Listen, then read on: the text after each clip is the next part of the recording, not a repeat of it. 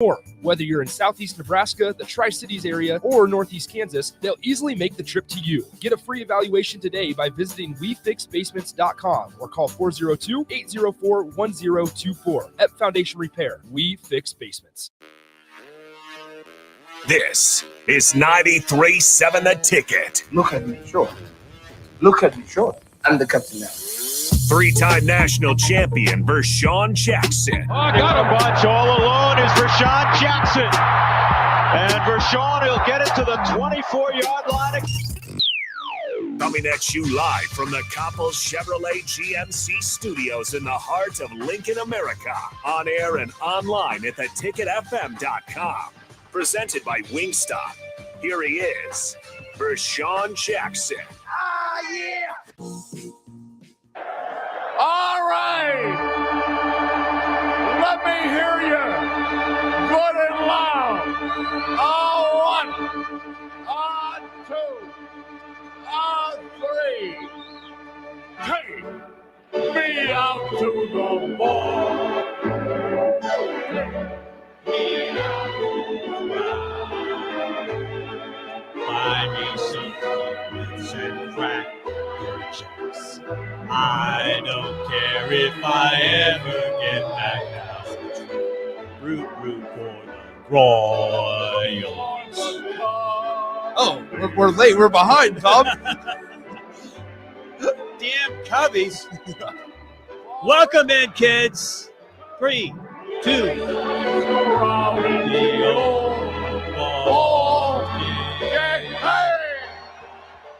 The late great Harry Carey. Nick is there wearing his Cubs uniform. You got the pinstripes on Rico looking Let's score terrible. some runs. And the Royals. Yes. I'm wearing my signed Alex Gordon jersey, the Royal Blue. Opening day. Very exciting in the world of sports today. Maybe the best Thursday in sports. Oh, yeah. One of the best days in sports because you have the Masters, of course, and Tiger Woods, of course, is playing. By the way, we have a Tiger update, Nick, if you would like to play the Tiger update. I forgot to turn it up. Turn it up. Hey, it's Tiger. Tiger is even through 4, I believe, at the Masters. You have Harry Higgs, the leader. I do. So in the bottom tier, I chose Harry Higgs, simply the name, and he does not choose to button his polos, showing a lot of chesty. Yeah. So he will take me to the finish line and he'll win the Masters this week. I would not be upset if Harry Higgs won. He's very entertaining. He's the guy that took, I believe it was the Phoenix Open, the Waste Management Open, where he made a putt and he took off his shirt. Great man. So Harry Higgs currently leads the Masters at 2 under par. Here's the thing. I don't need him to win. I just need him to stay under par. Well, if he wins, you probably win. If he wins, I probably win. You probably win the whole damn thing. If he's just under par, it's still a good score. It adds all. Oh, adds yeah. up. Well, I mean, it was just, because we have this little pool at the office here for all the M&Ms if you win. I've got Justin Thomas in one of mine, and then I picked Marks as well. And I had Colin Morikawa. I also have Gary Woodland in group 2. So you kind of have to. Patrick Reed, I just picked up. And Lucas Glover is in group 3 for me. So not that anybody cares. It's like your fantasy team. Nobody cares. My winner was Jordan Spieth. I have him. And then Adam Scott, Shane Lowry, and the good old Harry Higgs. Can we have Rico on? Rico, come on in. Welcome to the Tom Stevens Show. Yeah, you're not. Hi, everybody. Hi there. Your team is not playing today, right? No, my team got pushed back because of weather. Sad. Yankees, Nobody Red wants Sox. to watch it. Yankees, Red Sox matchup to start the season. Greatest rivalry in all of sports. What's your reaction going to be if they get swept? Are you going to be sad? I'm not going to be surprised. Really? No. Do they finally get a World Series this year? No. Does Aaron Boone stay the coach after this year? No. Manager. No. Manager, you know what I meant. They'll be good. They will be good. They will get over 90 wins. They will make the playoffs. They will probably make the ALCS. Sorry, Rico, it's about to ring. We got a phone call. You just already. want to get rid of the Yankees talk? Yeah, no, not at all. So Rico put a bet on our show that Giancarlo Stanton will get hurt before 14 and a half games. He usually Hi, does get everybody. injured. Oh, yeah. 14 and a half games. Giancarlo Stanton will have to sit out 3 or more games. They usually have There you go. 5 guys on the IR. Something or like that. The DL. Ouch. Within the first month of the season. Aaron Judge and Giancarlo Stanton I don't even think they've played half of the games in their time together in New York. I don't think they've played half of those games together. Oh. But when they do play together, the Yankees rarely lose. Is Aaron Hicks still in New York? Yes. All right, it's about to ring again. Did we lose it? Did we No, lose the call? I'm not sure. Rico hung up on him, and then we got the light started beeping again. We've got a big show today, by the way. We do. Lance Harvell will be on within the next 20 minutes or so. Nebraska assistant baseball coach. It's not been the greatest of starts for Husker baseball. Lost Guys. again last night to UNO. What? It's the guy whose name is on the show. Oh, is this for Sean? Hey, calm down, fellas. Hold up. Oh man. Did you miss us already? First of all, this is the captain on the phone. Okay, how you doing, Tom? I'm good. How are you, Vashon? I'm doing excellent. Nick, you good? Oh, I'm chilling, man. Okay, great. Now, my late great Isaiah Jackson Sr., who forced me to watch baseball against my will because he was my grandfather and he could do that, would be turning over at his grave at the way you guys were joined in to the doggone tape. Me out to the ball. You didn't like it. game. Hey, So you guys going to have to redo that again because that was epic. And then you just blew it for me. Come on. are you saying our singing blew it or what? Yeah, you guys got to Okay. get on tune here. Well, we'll do it all 3 hours at the top of the hour. Well, So it's Harry Carey, there's so only you take can't one. sing it right. That's right. Okay, so yeah, let's get it together. I'm Yeah. listening, and it's still the Captain Show, brought to you by Tom Steve. That's right. And Wingstop. Goodbye, And Wingstop. all listening. It's still the captain show. I'm just in here for a day. Tom is a captain. By the way, Honda Nuka of Lincoln Hotline, Sutter Heyman text line, same number, 464-5685. Love to hear from you. Call or text. Chime in. Do you think Tiger has a shot? No. Yeah, I want him to. I want him to win. It's remarkable that he's even playing, Tom. It's So- remarkable. Okay, well, put it this way. Do you think he has a shot to make the cut? Yes. I think he'll make the cut. I think he'll make the cut, but I do not think he'll go into the back nine on Sunday within reach. Here's a little stat for you. Tiger Woods is 46. Mm-hmm. The greatest win at the Masters, 1986. Who was it? Wasn't it Jack Nicklaus? Jack Nicklaus. How old was he? 46. 46. Yeah. You think the golf gods are just playing with us, or if this is a real deal? Man, what a story! What a storyline there. Tiger's rocking the pink shirt and the black hat today, but is he still even right now? I think he's still even. He needed. I feel like to get within reach, he needs to start off well. Yeah. and not saying that even. I would be thrilled if I was golfing at Augusta and I was even through 4. I would. Nobody is birdieing 2. Mm-hmm. I think he just played 3 in even par. That's one where you probably feel like you should get a birdie. But he can play the par 5s under par. Yeah. See if he shoots 70 today, right around 2 under. He's right in the thick of it. It's going to be interesting to see how the golf course has been playing because obviously they had rain all week. They had like 3 inches of rain last night alone, which was why things were kind of delayed to an extent this morning. But with like the first 9, I believe it's hole number 5. With the moisture in the ground, no matter how good the aerating system is and it's really good. It's really good. It's top of the line. But like number 5 is going to be playing 500 plus yards, and that ball's not going to roll. So it's going to be interesting to see kind of how guys play it. I think the big hitters will have an advantage, and Tiger's not that anymore. Even though he still carries it, 270, 280 in the air. He doesn't have. He's going to have to play old man's golf, and in some cases try to hit par 5s and 3. Yeah. But so far he's playing really well. The one of the biggest keys, I think, and you see him walking right now, is you can't. It's hard to see the elevation. Yeah. But the Masters Augusta is one of the most elevated courses that you'll find, if not the most elevated course that you'll find. Lots of hills up and down. And the guy broke his leg 13 months ago.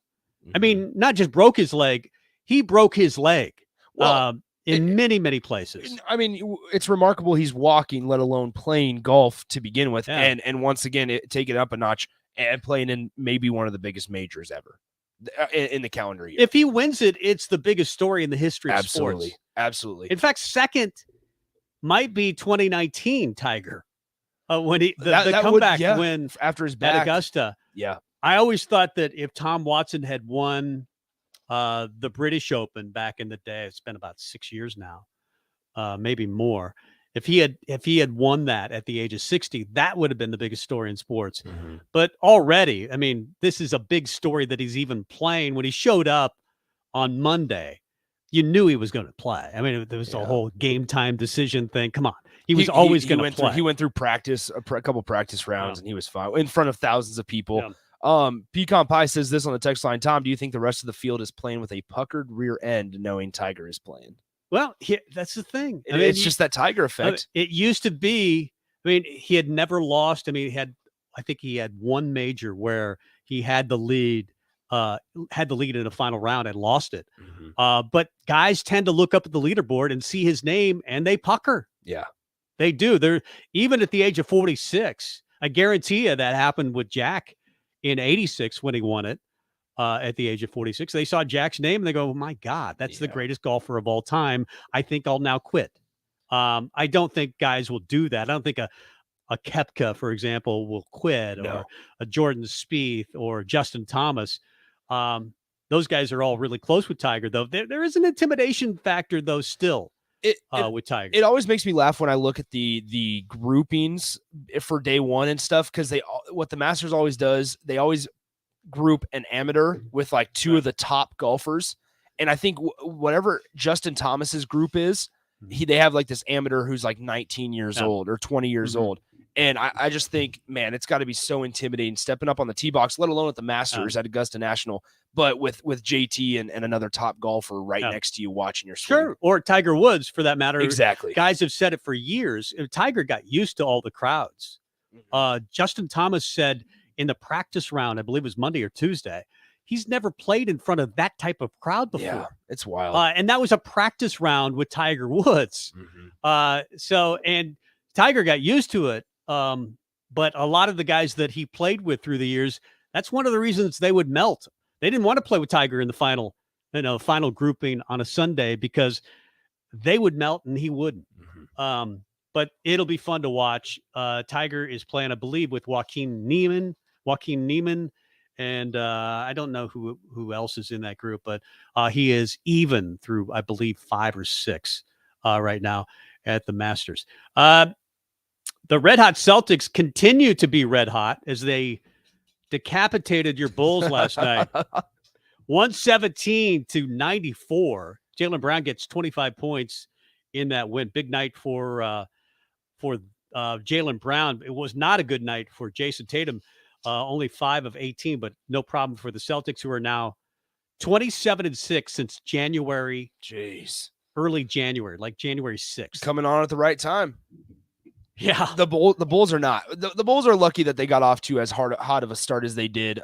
Plus, having Lonzo Ball out for the year hurts. Alex Caruso being banged up hurts as well. DeMar DeRozan can only he's dropped 35 plus points 20 times this season. Yeah. Like, he can only do so much. The Bulls are about to get swept in the first round of the playoffs just because of injuries and things like that. So it's a shame. Who knows? I mean, they don't have to play, at least in the play-in games. You're right. Tiger just hits it within 8 feet. Still got it. That's rolling away from the cup. I'm surprised it's rolling that much. That's a 15-footer. Yeah. He could make that. By the way, the quote of the day comes from Billy Donovan, Bulls coach. He said, I love this quote. He says, I think what happens when you're winning is you have a false sense of who you are. And when you're losing, you have a false sense of who you are. So you always have a false sense of who you are. I think that's life. I mean, when you're on top, you kind of think I'm the greatest. And when you're not doing so well in life. You think I'm not the greatest. And both of them are wrong, I think, in many ways. But the Bulls in the playoffs, they were leading the East for a good chunk of this season, started this season. Yeah, exactly. Then the Bucks got it. I mean, they were up by like 6 games at one point in the Central, and you're just sitting there like, this is not going to sustain. But then I'm just happy they made the playoffs. It's something they haven't done in a couple years, and I guess Billy Donovan is a good coach. The Celtics can wrap up the second spot. They play the Bucks at Milwaukee tonight. Actually, it is tonight. They play Milwaukee, and they could lock up the second spot in the East. The regular season ends on Sunday, correct? Yep. Okay. So I believe that's it. We'll figure out everything by Sunday. And we were talking, I mean, before the show. Who do you like this year? It's hard to bet against the Suns. I really like the Suns. They're playing well in the East. It's hard to get bet against the Bucks. I mean, Giannis is just a different type of NBA player. So, I do enjoy watching the Lakers miss the playoffs, though. Yeah, I was actually in the barbershop this morning. They were talking about it. The guys in there were huge Lakers fans. They want to trade LeBron. They want to trade LeBron and trade Russell Westbrook and Anthony Davis. They want to go into a full rebuild. Well, they're not. Here you go. Here comes Rico. He's a Knicks guy. All right, build around Melo. By the way, what happened with your Knicks last night? Build around Melo. That's a terrible idea. You should have seen that coming. Build around Melo. He's only 42. Yeah, don't do that. Who does LA build around if they Taylor Horton Tucker? Oh my gosh! Like they were throwing names out there. They were build around AD. They were like, we should have never traded away Contavious Caldwell-Pope, and I'm like, Mike, what are you talking about, man? Dude, the barbershop must have been drunk this morning. Hey, you'll find out tomorrow. I don't think they should have traded Ball this morning. I like Ball. Ball was garbage at the time. At the time, Ball's shot was broke. Garbage. He was injured. He was garbage. He went to New Orleans and was decent. Had one good season. Signed with the Bulls. Had a really good season. Then got hurt. Here's who they should have never traded or let go: Alex Caruso. Definitely not. They shouldn't have traded away Brandon Ingram, even though he had blood clots in his shoulder. They weren't sure if he was going to play. They shouldn't have traded away Julius Randle, who's bad now. Who is bad now? Who the Knicks are going to trade? Maybe we'll trade him back to LA. What happened? I mean, both your teams. I mean, the Chicago faded. They're still in the playoffs. And your Knicks, my team faded hard. My team. They had a 21-point lead last night. Weren't they the 4 seed last year? They were. They were 11 games over 500 last year. What happened? Julius Randle got paid. No, that is exactly what happened. Derrick Rose got hurt. Kemba Walker. You need Jeremy Lin back. Evan Fournier took half a season to get going. RJ Barrett took half a season to get going. Now he's a 20-point scorer. Is Obi good? Apparently. I like Obi. Did you see his putback last night? I did not. Oh, it's gorgeous. I will not lie. These last 2 days, it's been gearing up for MLB. The Knicks really played really well for a half last night. You're our NBA guy. Give me 3 teams you like in the playoffs. Suns, Grizzlies. Ooh, I like Grizzlies. So from the West, Suns, Grizzlies, Nuggets, surprise team if they can avoid the play-in. Ja Morant, he might be my favorite player to watch. Oh, they're going to say, is he the MVP? He's not the MVP. He's not the MVP. The Grizzlies are 22-2 without him. Which is incredible. Desmond Bane, baby. It's actually... They were pretty good with him, Triple though. J. They were pretty good. Jaren Jackson Jr. is pretty good. A beast. But those are my West teams. My East teams... Hurry up. Good. We had to ring the phone. Somebody asked Tom, get to the important stuff. Are you golfing in the league?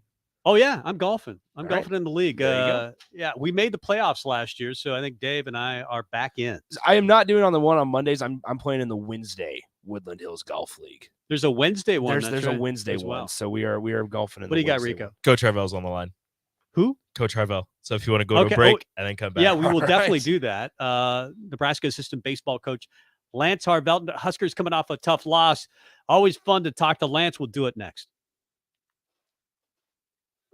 John Henry's Plumbing.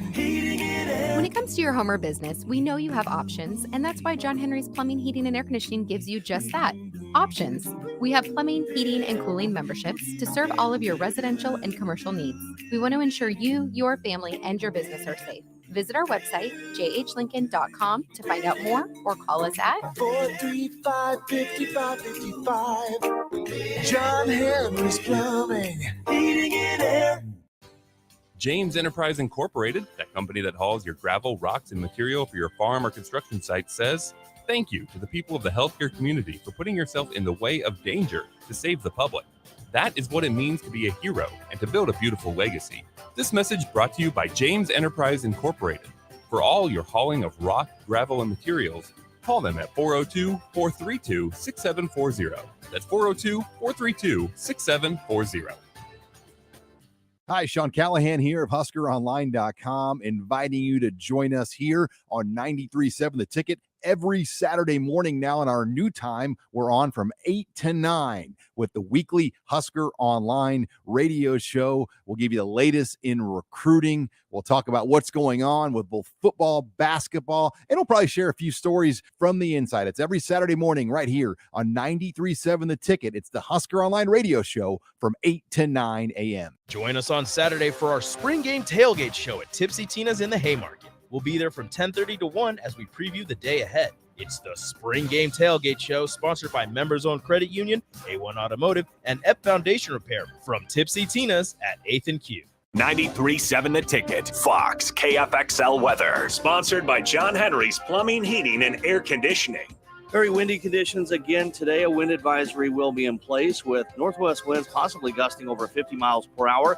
We'll also see the chance of a rain-snow mix by later this afternoon, only topping out at 46. Breezy tonight with a low of 31. Still rather windy tomorrow with a high of 2. I'm meteorologist Tim Wright for 93.7 The Ticket and theticketfm.com. The last 18 months, learn more by shopping at Myers Cork and Bottle, 13th and South, and by tuning into Thirsty Thursdays with Kevin Myers, because sports are better with a drink in your hand and a friend at your side. Working at Continental in Lincoln isn't a job, it's a career. And right now they've raised wages again and they're hiring for production operators at $22.07 per hour and other select jobs starting at $23.77 per hour, with wages growing up to $29.71 per hour. Continental also has salaried jobs available and great benefits, plus medical and prescription costs at very low premiums. Dental, vision, and life insurance are offered at no premium cost to the associates. To learn more or to apply, go to continental-jobs.com with keyword Lincoln. Come work at Continental today. Have you ever wanted to build a catapult? Have you ever wanted to launch something other than water balloons with a water balloon launcher? Do you want to be a national champion? Then you need to get a team and sign up for the National Avocado Launching Championship, May 21st in North Platte. That's right, the National Avocado Launching Championship is taking place right here in Nebraska. Launch avocados for fame and glory. Sign up at avocadolaunching.com. That is avocadolaunching.com. And remember, the top prize is $5,000. Start your Sundays off right with Jeff and Nicole Essink on Fitness Fanatics. Jeff and Nicole discuss health and wellness, how to achieve fitness goals, and more through the life of gym owners and gym goers. It's Fitness Fanatics from 9 to 11 a.m. on Sundays on 93.7 The Ticket and theticketfm.com. Back with Vershawn Jackson. Sponsored by Wingstop on 93.7 The Ticket and theticketfm.com.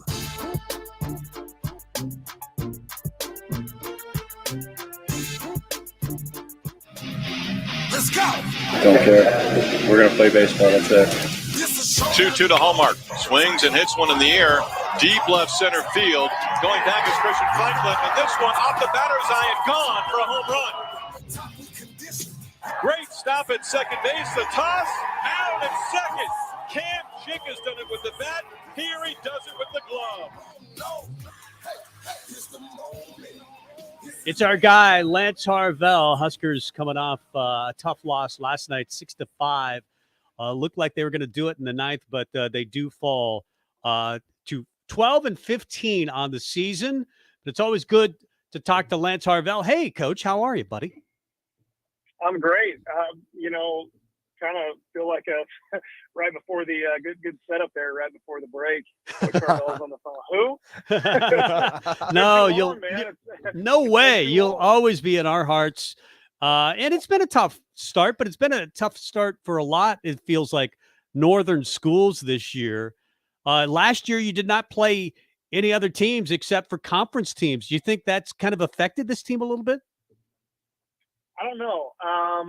You know, I'm going to say no, just because I think that would be maybe kind of an easy thing to point to. I think, you know, when it comes down to it, it's just about playing baseball. It doesn't really matter what color jersey the team across from you is wearing. And it just is, this year to this point has been pretty just inconsistent and kind of up and down, you know, and that's been the disappointing thing so far, is that, you know, we kind of feel like we've got the pieces, you know, we just haven't played that consistent brand of baseball. We haven't played to our standard, and that's what's been, you know, tough so far this year. Kind of, you know, listening to you guys before I came on, the Billy Donovan quote, it's perfect, man. When you're winning, you get a false sense of yourself, and when you're losing, same thing, right? I mean, there's kind of that whole deal.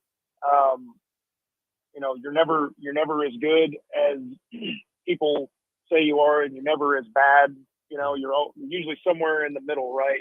It's always somewhere in the middle, and different outside factors, whether that's statistics or record or just people's opinions, can maybe sway that perception in your mind. But the reality is usually somewhere in the middle, and that's where we're at right now. I mean, it's, you know, you can come off the big sweep on the road at Ohio State and jump back in, you know, just in terms of the conference standings and all that. I mean, only 2 weekends in, obviously, but we're right in the middle of it, you know, playing good baseball in conference, and we just got to put the pieces together, you know, in between there. And that's what we were unable to do last night, unfortunately, and kind of right there to win it, had some opportunities and just didn't come through. But, you know, that's baseball.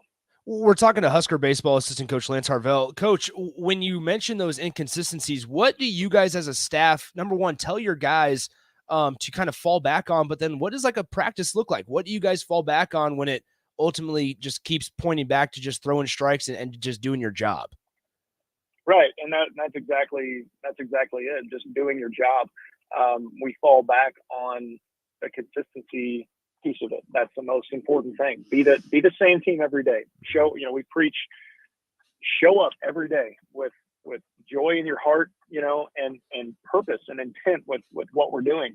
And it's not that we're doing anything different than we've always done, or coaching any different than we ever have.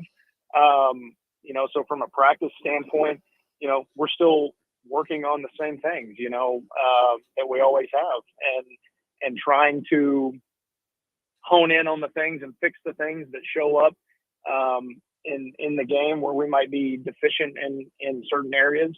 And so it's kind of just been a deal where it just hasn't quite happened for us yet. You know, it hasn't quite clicked. Like I said, I don't feel like we've necessarily played on game days up to our standard and what we're capable of doing. We've shown flashes of it at times, but the consistency thing, again, going back to that, is just, you know, being able to build on something. You know, like you have a great weekend and you go sweep on the road. Okay, let's build on it. If you had seen our team, you know, before the game yesterday, like we looked like we were ready to play. Like we had energy in pregame. You know, we got after it. BP was good. I mean, all of it. We looked like we were ready to play. And then again, you know, just baseball. It didn't work out in the game. You know, things happen, and we've got to clean up, you know, quite a bit, especially offensively. Things that we've been preaching and harping on and working. I mean, really tirelessly at in practice and in one-on-one, you know, cage set with the guys and stuff. We've got some things that we need to clean up, and it hasn't happened for us in the game, or maybe not shown up all the time. You know, as a coach, you have to kind of step back sometimes, step out of the microscope and look through the telescope and see the big picture a little bit.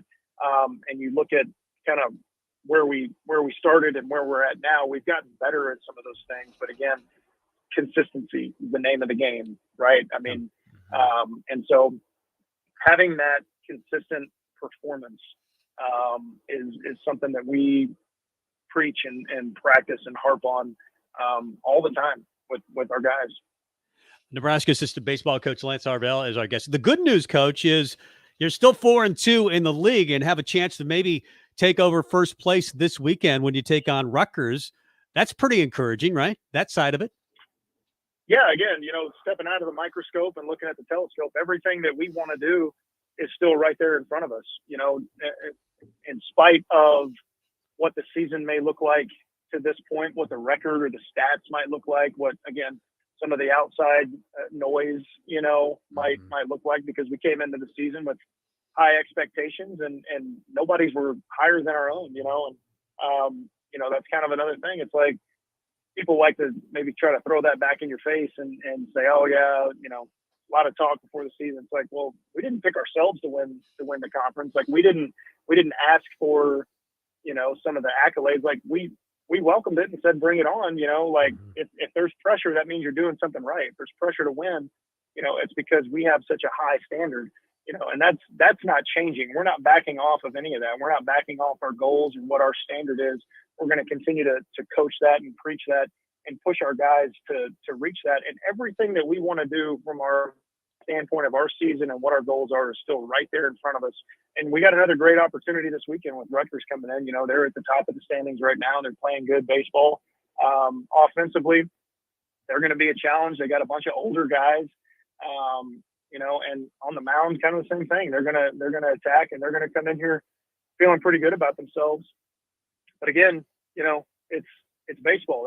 That's the great part about this thing. Like you look back to a year ago, the same two teams, we were riding pretty high and the regional projections had just come out and we've got, Rutgers at home, they came in and swept us, and so that ended up being a pretty pivotal, weekend and series in our season, just in terms of hosting a regional or not. And the same can happen this year, and so,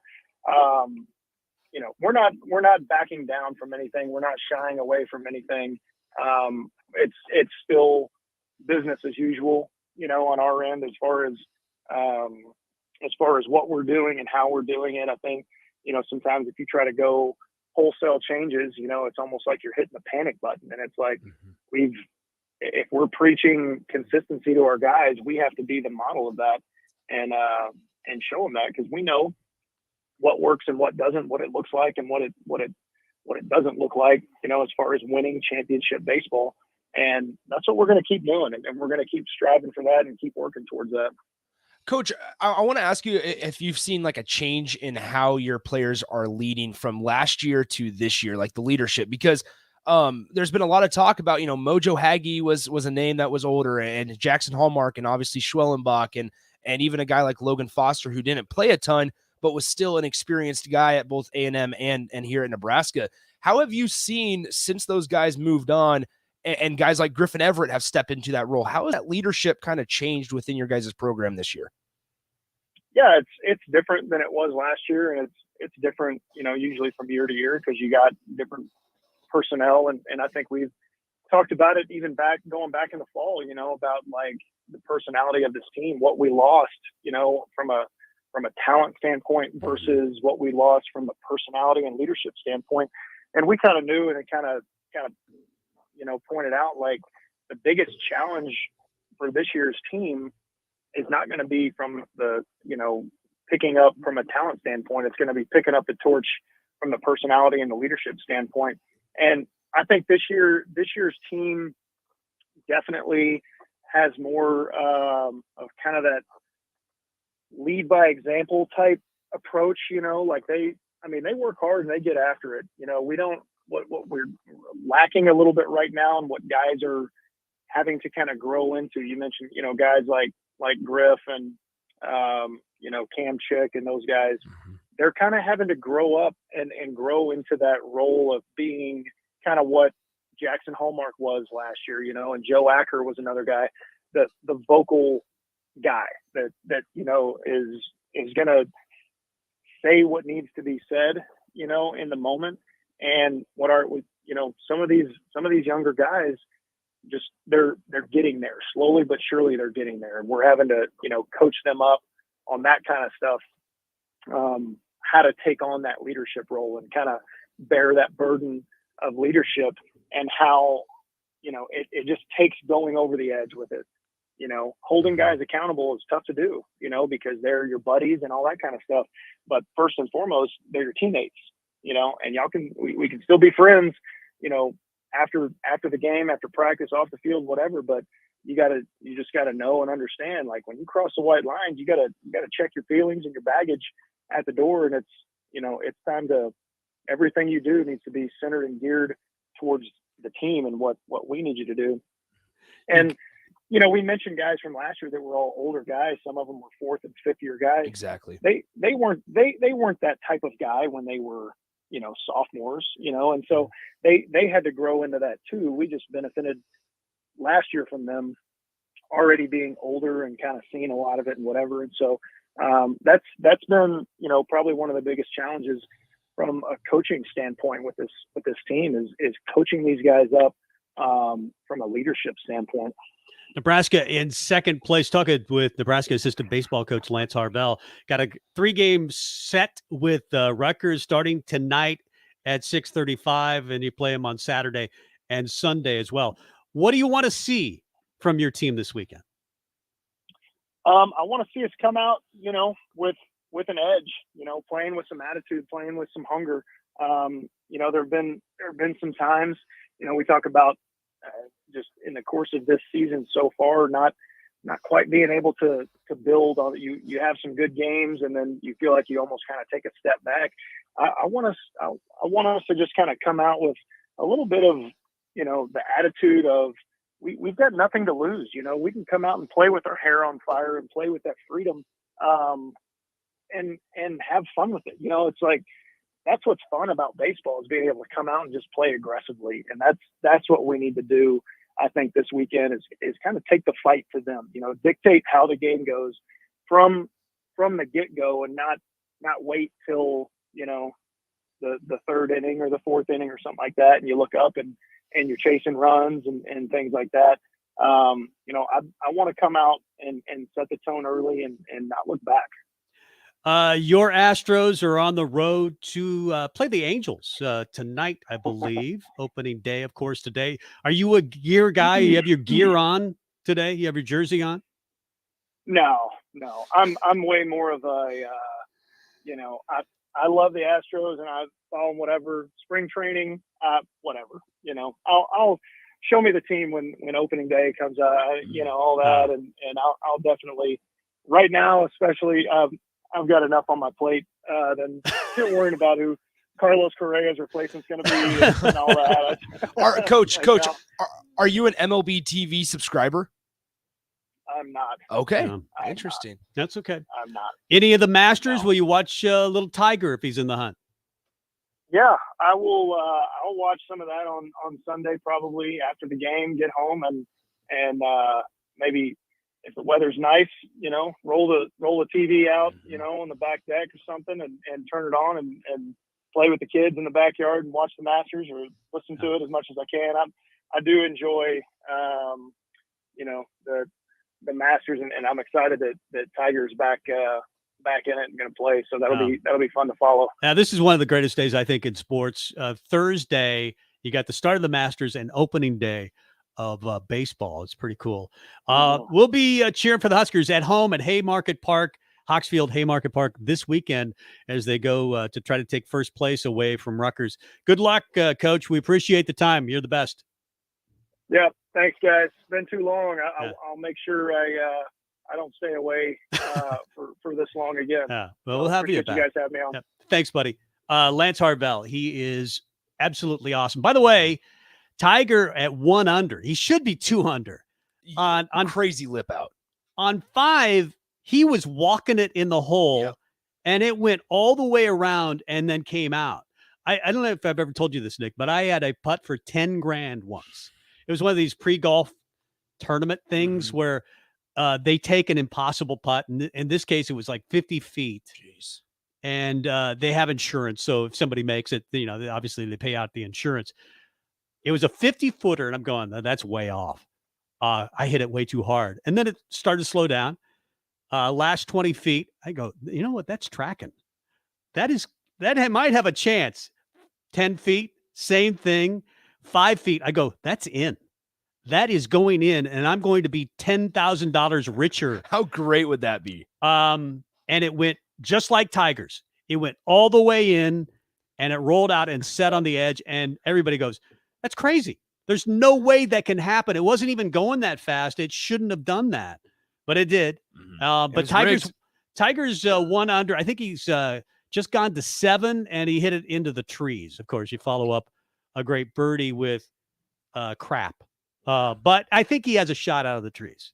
I mean, if he is on the leaderboard, and now he's second right now, he's third. Harry Higgs. There's still your guy, leading. Harry Higgs. Still leading, Harry Higgs. I will be going bananas if he is in the hunt this weekend. Sunday afternoon, we're going to be seeing Harry Higgs at 10 under. I love Harry Higgs. I mean, any guy who takes his shirt off after making a putt, I'm all in. I mean, he's a weird dude. He's gregarious and fun. If Harry Higgs wins, other than Tiger, I would be very happy with Harry Higgs. I would be too. You're going to help me drive the car today, Nick, because I have it's like, you drive your own car all the time, and then you get in your girlfriend's car and you don't know where anything is. Yeah. Seats high and too close to the steering wheel. It's been a while since I've been here. It's been about 3 months since I've been here, so I'm not sure how to drive this car. So Nick will lead us through the trouble today, but we will talk a lot of Masters today. We still have Steve Sipple a little bit later on. Next hour, Chris Bassett talking Husker football, baseball, and basketball. Steve Sipple will be on the show, and Sean Callahan as well. So a busy show. Loaded. Lots of Masters talk today. Sorry, if you don't like it, turn the station, I guess. Yeah. Tom's here for one day. That's right. I do what I on the Thursday before, the Masters is going on. I am definitely talking golf, and we'll do more of it coming up next. Need to send a message? Send it with cake. Congratulations. Here's a congratulations chocolate rum cake from Beatrice Bakery. Thank you. Say thank you with an amaretto cake. I'm sorry that I accidentally hit your mailbox with my car as I was backing out of the driveway and then continued right into your prized petunias. You say that with a lemon drop cake. Everybody knows that. Beatrice Bakery in downtown Beatrice or online at beatricebakery.com. Here to help you say whatever it is you need to say. Welcome to our world of yum. Brown Shoe Fit is gearing up for spring with new inventory on the way. They're stocking up on new spring sandals and athletic shoes daily in brands like Brooks, Hoka, Keen, Merrell, On, and many, many more. Browns has the local professionals to get the proper fit, aided by their high-tech foot scanner by Atrax. Spring is the season to be active and busy. Don't let your feet lose their support with old rundown shoes or sandals. Stop by Brown's Shoe Fit today, just south of 66th and Q in Lincoln. Early break with Sip and Jake. I have a proposal. You do not have to buy me a cap if we find the fight song I'm talking about and you hum it into the microphone. What if I don't know how it goes? Well, we'll find it. Yeah, that's it.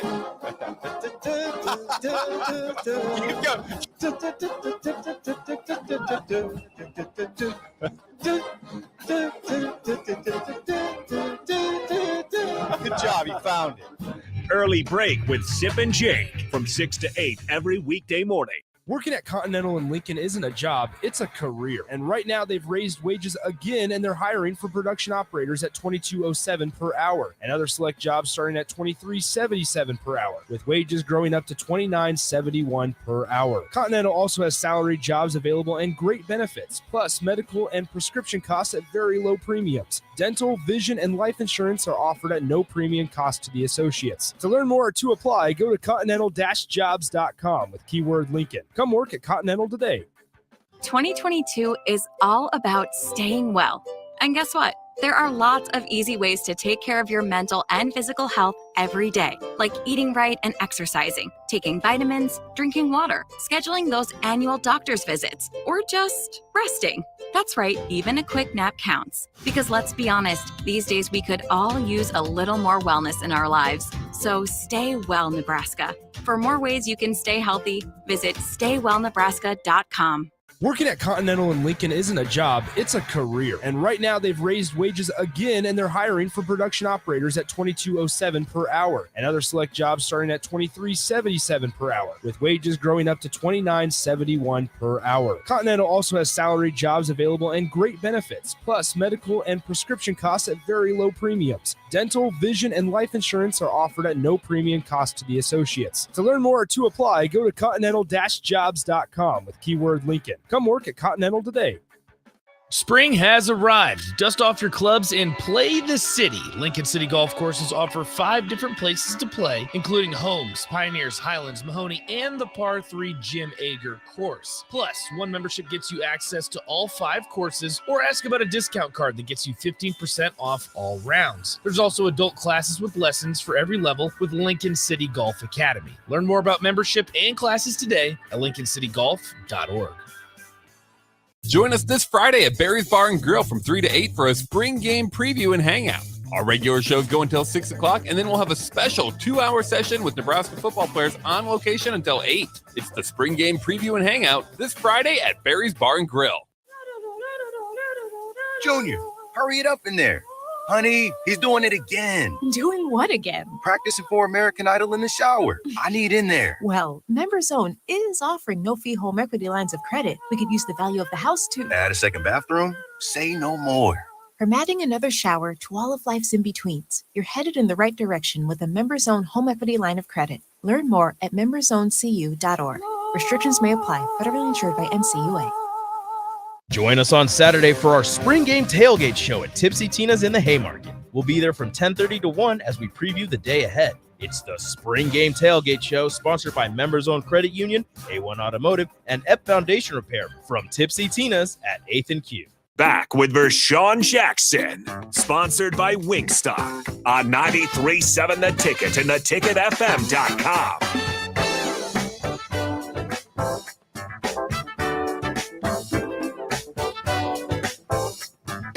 Welcome back in the captain's chair today. Tom Stevens in for Vershawn Jackson for 3 hours. Got by almost a full hour and nobody got killed. Amazing. Not yet. Nobody died. It was flawless. The spring game is this weekend. Nebraska expected to draw a crowd between 55, 60,000, something. And I think 46,000 tickets have been sold so far. It'll probably be the largest crowd in college football for a spring game, that is. Maybe. Probably. It sounds like it might be bigger than Alabama's coming up. Well, is that a lot for Nebraska, though? No, but it makes me think, what other school in the history of college football would draw 55 to 60,000 people for a team that went 3-9? Last time I checked. Well, and they were 3-9. What's wild is like that's on the low side for Nebraska, and it's hard. I was thinking about this last night because I've been critical of like, man, Nebraska's only going to get 55,000 tomorrow. It's going to be the lowest since 2007, and everything like that. Like, man, I can't believe they're only going to get 55,000. And during the night last night, I'm thinking to myself like, Nick, 55,000 for a team that, like you said, Tom, went 3-9, and then also might not be doing an actual game format. We still don't know on that if they're going to do just offense, defense, or if it's actually going to be a game format. And you're still going to have those stragglers, and you're going to have plenty of people coming in. So you're going to have 55,000 for a team that went 3-9, and in a season that I'm not sure a lot of Husker fans are ready to buy into this program or this season yet. I think everybody's in show me mode. Well, they'll win the offseason again. I mean, they always do win the offseason. But as we mentioned, this is a team that went 3-9 and had more one-score losses than any other team in the history of college football. But you check, Michigan went to the college football playoff. Yeah. They drew less than 10,000 for their spring game. They didn't want to watch Colin Kaepernick throw at halftime. But I just think it's amazing. Whenever I have this conversation about Husker fans, the sellout streak is still alive. You get 60,000 for a spring game that got upwards of 80,000. I said, makes Nebraska fans the best fans in college football. Yeah. And in the history of college football. And others will argue, no, they're not. Because they're showing up. They're enabling a bad product. By showing up, all they're doing is they're saying it's okay to be bad. I disagree.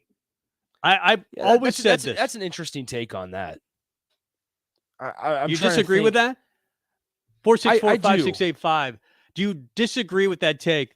Because I do. I don't think it's correct. I would much rather have fans show up even for bad football teams. I don't think they're enabling a bad team. I don't think it's a good thing when your fan base thinks that they have the power by it when they don't show up.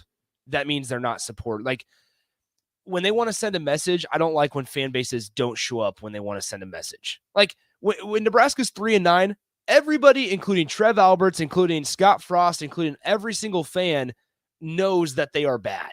Right. Like nobody's fooling anybody. So by them not showing up, you're not supporting the players there in that situation. It's not that you're encouraging them to play bad or that you're happy with how things are going. So yeah, I would join along with you. And say I agree. I think disagree with Nebraska that. fans are simply the best in sports. Maybe. I mean, you could just stop there. Sports, not college football. Yeah. I mean, what other fan base shows up to watch bad teams all the time? Well, we're figuring that out across the board. Like Husker basketball suffered a little bit, but then the minute that they win a couple games, everybody's back on board. Everybody's back and paying attention. That's a good example. Nebraska basketball. I don't think they were this past season. I haven't seen the stats, but for all the years under Tim Miles, they were top 15 in the country with a lot of bad basketball teams. Now the last 3 years has been bad. 7 wins, 10 wins. That's not, or was it 11? Was it 10 or 11? I don't know. Either way, you're they won 3 of the last 4, but it wasn't good.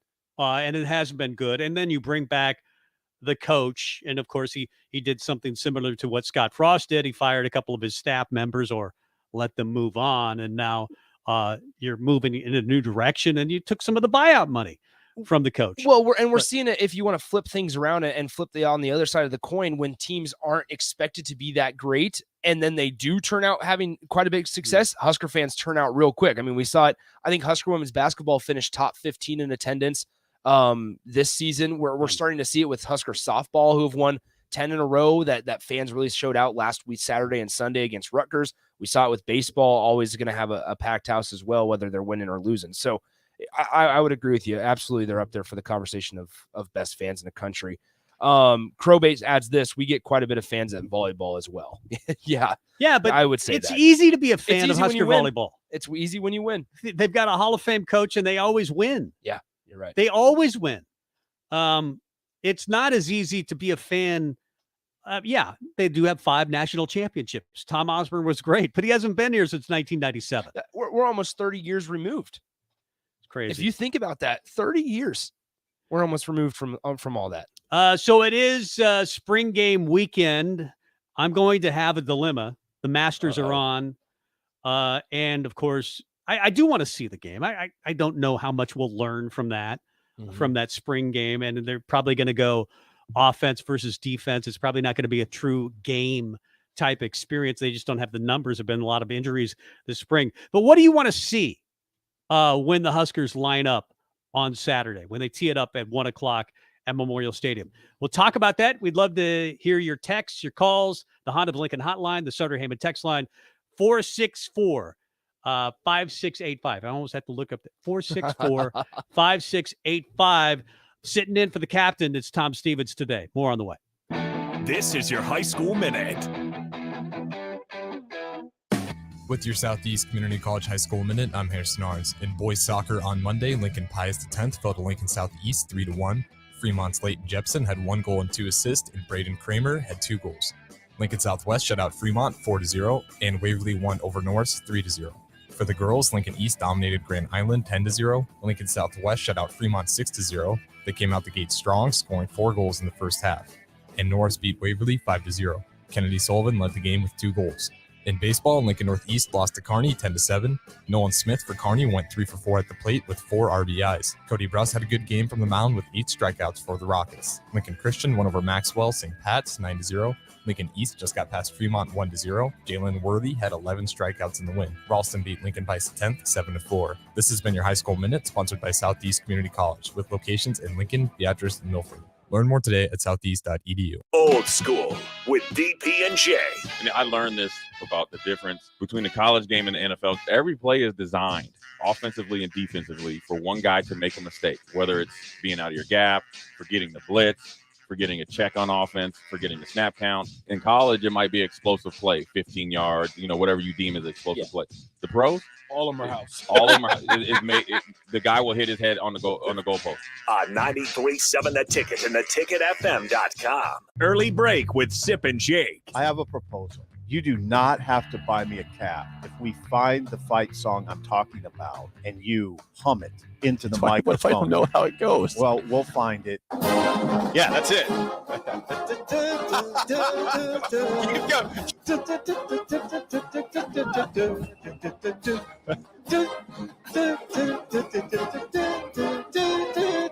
Good job, you found it.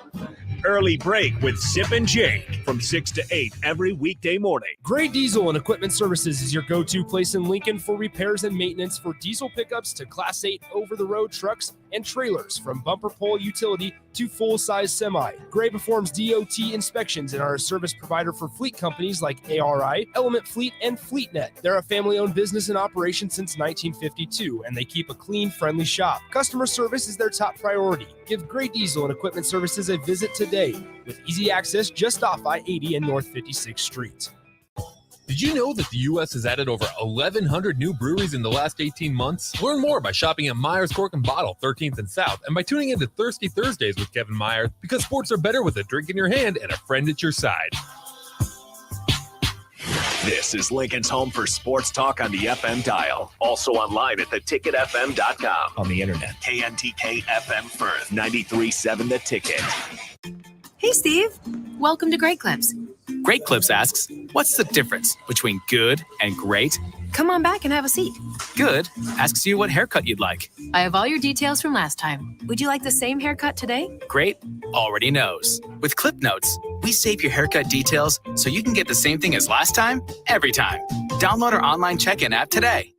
Great Clips. It's going to be great. Southeast Community College has learning centers in Falls City, Hebron, Nebraska City, Plattsmouth, Wahoo, and York, so that you can take credit and non-credit classes at a center nearby without having to travel an hour or more to campus. By taking online classes and those at a learning center, you can earn your degree from SEC where and when it's convenient for you, all at a cost that won't stand in the way of your education. Learn more about SCC's learning centers at southeast.edu/learning centers. SCC, your path to possible. Join us on Saturday for our spring game tailgate show at Tipsy Tina's in the Haymarket. We'll be there from 10:30 to 1 as we preview the day ahead. It's the spring game tailgate show, sponsored by Members Owned Credit Union, A1 Automotive, and EP Foundation Repair from Tipsy Tina's at 8th and Q. In today's day and age, people are trying to do more and more projects by themselves. That might be better on the wallet, but it can also lead to painful sounds like this. Ow! Poor guy, trying to do wiring all by himself. Let's have another listen. It's just not worth it. Don't hurt yourself or make things worse than they are already. For any of your electric needs, call Joe at Ambition Electric today at 402-217-3415 or go to ambitionelectric.com. Eustace Body Shop, where our customers send their friends. That's the greatest compliment we can receive. If you've been in an accident, we'll get you back in your vehicle as quickly as possible. Our technicians care about you and your family and repair your vehicle to factory standards. We handle your claim from start to finish and provide a free loaner car. Stop by for a free estimate. Eustace Body Shop, just south of 88th and Highway 2. The most recommended Eustace Body Shop. That's who we are. This is 93.7 The Ticket. Look at me, sure. Look at me, sure. I'm the captain now. Three-time national champion Vershawn Jackson. Oh, got a bunch all alone is Vershawn Jackson. And Vershawn will get it to the 24-yard line. Coming at you live from the Coppels Chevrolet GMC studios in the heart of Lincoln, America. On air and online at theticketfm.com. Presented by Wingstop. Here he is, Vershawn Jackson. Yeah! All right. Let me hear you. Good and loud. Oh,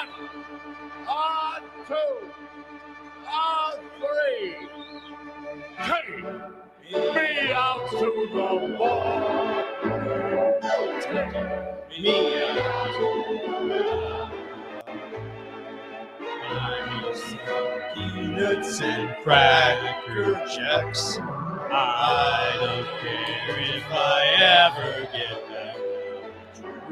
Root for the Royals. Don't win, it's a shame. It's 1, 2. Harry, what are we doing? Ball game. Opening day. We were closer. Yeah, we were closer. We were not good. Probably the captain didn't like that as well. He had to call in the first time we sang because we were so bad. But I mean, Harry's, Harry's drunk. So why? So we sound drunk as well, I guess. But it is opening day. Very excited about that. Am I supposed to read this Wingstop? Absolutely. Wingstops, they have 3 Lincoln locations, 28th and Superior, 50th and O, and 29th and Pine Lake. What's your favorite? I liked they had the mild yesterday. That was really good. Harry Higgs bogeyed. You're a big weenie. I'm mad. Tiger, by the way, still at 1 under par. He's approached the par 5 8th, a long par 5. Man, you look at his swing, I almost don't even recognize it. He swings so easy. I mean, he's still hitting it out there uphill. He hit it 280 yards, but the old Tiger would fly it, 300. It's Tiger. Thank you. Tiger in a tie for second right now. You got Taylor Gooch, the leader at the Masters, at 2 under. Your Harry Higgs is 1 under. A bunch of guys at 1 under, including Tiger Woods. That's right. We're going to look up Saturday at the spring game, Tom. I'm going to text you during the spring game, and I'm going to say, Tom, you watching Harry Higgs? Because I am, and he's leading the field at 5 under. I've been invited to somebody's suite at the spring game, so I'll be glued to the Masters. But there's a TV right next to a TV, so I can watch both. Even though you're at the game, I feel that I watch. Do you ever do this? Like you're at the game and you're watching the scoreboard the entire time? Honestly, I did that at the Salt Dogs game. So we were up in a suite at the Salt Dogs, and it's a little different there at Haymarket. But they had the game on the TV, and it was one of those days when it was it would have been July, so the NBA Finals would have been going on. Right. And I was watching the NBA Finals while the Salt Dogs game was going on. At least you embrace it and you admit it that you're not going to be fully watching. I won't be the only one. I mean, people will be watching on their phone. Exactly. If they can get it. I mean, the Wi-Fi is not always great, but Wi-Fi is atrocious at all Nebraska events. Yeah. PBA Wi-Fi is garbage. Memorial Stadium Wi-Fi garbage.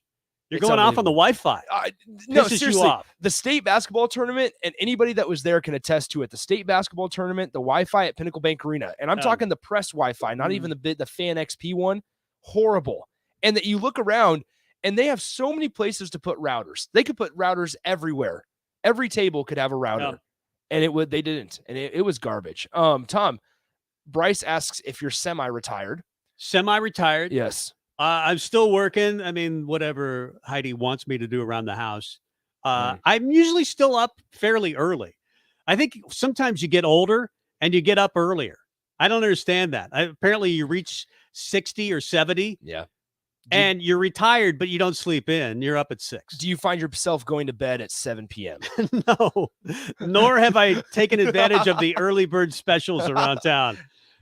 Yeah, I know some older people like to eat dinner at 4 o'clock. Yeah. Man, it's going to be dinner time when you get off the show here at 2. I might, just because I'm hungry all the time, but then I'll eat at 6 again as well. I have gone on this new cleansing type diet. Ooh, funny. You want to lose some weight? Here's what you do. Get up, drink 32 ounces of water. And then you'll be really bloaty and you'll be miserable. But then, 20 minutes later, it'll all come out one way or another. And then Heidi's got me drinking celery juice. Celery juice? Yeah, celery juice. Is it good? It's not terrible. It's salty. I mean, it tastes like celery. Yeah. In the in juice a blender. form. Yeah. So I've been doing a lot of that, and I'm trying to eat more vegetables. That's what you were saying. You were saying you weren't doing a great job at that part. But. Well, I think, if you can eat more vegetables, you'll lose weight. I'm just telling you, you will. I eat a lot more vegetables than I ever have in my life. I find myself going to the Bird's Eye, the frozen vegetables, like the Bird's Eye corn, the bags there. I find myself going to those or the mixed vegetables more than like cracking open a can of corn. Well, corn is not a vegetable. It's a starch. Really? It's not. It's a starch. No way. I mean, I love corn. We're in the Cornhusker State. I mean, our economy depends on it. But corn is really a starch. I've had this debate with Rico before. There's a lot of food takes that I have that are bad. Tom, is Chipotle fast food? That's where I'm going after the show. It's good food. Is it fast food? Would you consider it fast food? It takes you no less than 5 minutes to get your meal. That's fast, isn't it? Perfect. That's all. I just. But you have to go in. So yes. A lot of people, if they don't have a drive-through, they wouldn't call it fast food. Yeah, maybe. I also categorize like I got flack on the text line a couple days ago because I categorize fast food as McDonald's, Wendy's, Arby's, Runza, Amigos. Those Chipotle, kind of places. Chipotle counts. I don't think do they have a drive-through window? They do not. Well, they do not. I had to think about all their locations. Yeah, and I think they do on the new one on 70th and Pioneers. I don't trust it. Where the Taco Bell was. Here's my thing about Chipotle and Subway. I want to go in because I want to see them make my sandwich. Yeah, and I want to see them make my burrito bowl. Like because you know how much of everything you want in there. Yep. And you can say it at the drive-through window, but they'll screw it up because they don't because I like to say physically, I like to say stop now. That's too much. True. That's a perfect. good point. One more tomato. Yep. No, take the tomatoes off. I want beans with that. And it's hard to explain when you're going through the drive-through. That's a good point. Yeah, we get unnamed texter says, yes, they do. Chipotle, baby. Chipotle. See, I don't trust that. People are saying that Chipotle is classified as fast casual. Fast casual. So you would put Qdoba in that same conversation, I suppose. Are we allowed to talk about fast food if they advertise? Absolutely. Okay. Because I don't have anything critical to say about anybody. Yeah. But if you're going to like Chipotle or Qdoba, which one are you going to? Oh, Chipotle every day. I like Qdoba as well. You like Qdoba? I like them both. Okay. I like them both. But I would probably go to Chipotle as well. Because Qdoba, I think of downtown. Where's the other one? At East Park? Or is it for Chipotle or Qdoba? Qdoba. Qdoba. So there's one in Gateway Mall. Okay. Right by Granite City. And then there's one downtown right by Husker headquarters, I believe. There's nothing south side of town, though. I like them both. I think they're both delicious. And Wingstop, yes, fantastic. Go there, 28th and Superior, 50th and O, and 29th and Pine Lake. So it's the spring game this weekend. We mentioned the crowd expected to be 40, 55, 60,000. The weather looks good, right around 60 degrees. Should be fun. As I mentioned, I'll be, with my eye on the Masters and the spring game. But what do you really want to see in this game? You think it's? I don't know.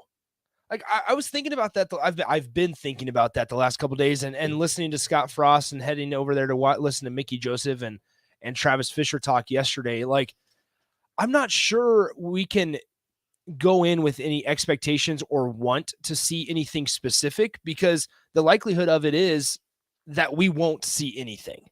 Like, we know how this staff is. They don't want to show their cards. We know how they are with, worrying about showing things on film that teams can eventually take. And also, like, we're not going to see Casey Thompson for long. And with all these injuries, if they do have a game format, we're not going to see the quote unquote starters, since there's no official depth chart. I just would be surprised if we see a guy like Casey Thompson longer than 3 possessions. And here's what I mean: even if we do see him, it'll be choreographed, right? Exactly. I mean, that's what he's got a green jersey on. You can't touch the guy, and if somebody does touch him, I mean, Scott Frost is going to raise living hell. Yeah. Nobody wants a hand on their quarterback this time of year. I mean, how many times have we been told by Scott Frost for the last 3 years, basically, this is the least important practice of any of the practices? Yeah. We've already done our work. This is for the fans. It drives me a little crazy that coaches treat it that way, but coaches treat it that way. They just do. What's interesting about that is they say those things every year where we've put in our work on the spring, and this is an opportunity for the fans to come out and, kind of pack Memorial Stadium and get that somewhat of a game day, experience or atmosphere. What's interesting though is it feels like this program is also a little behind schedule from what we've heard. They didn't get all the things accomplished in the spring as they actually wanted to. It sounds like. Now I could be completely off on that. But if you think about it, I mean, injuries have hindered this team all spring long, and they haven't been without their top 4 tight ends for a while. They haven't been able to go full go for a while because of injuries, and running backs. Obviously, you have a couple guys in the room, but Gabe Irvin's hurt, and at offensive line, you have Turner Corcoran, who's been banged up, and Teddy Prohaska, who hasn't been able to practice all spring.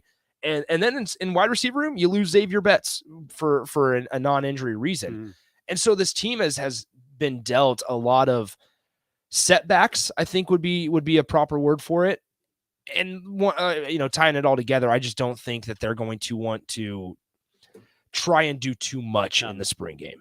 Well, and I think you add to that they've been speaking English. They finally learned the language after 3 years, and then they switch it to Spanish or whatever you want. It's French. Mark Whipple comes along, and a lot of the same players are being run. And I think there's a mixture of what Mark Whipple was doing at Pittsburgh versus what Scott Frost has been doing over the last 3 years. But the terminology, you can run the same play, but when the terminology is different, it takes you a second to process what the play is. Well, and with that, I wouldn't be, hesitant to say that this summer is extremely important for how Nebraska is going to do in the fall, more than it has been in years past. With the whole new offensive staff, I mean, when the coaches aren't able to communicate or aren't going to be able to, talk to the players or whatever, work and practice and things like that, it's going to be up to the players to learn the playbook and learn the terminology and learn the new stuff so that when they come back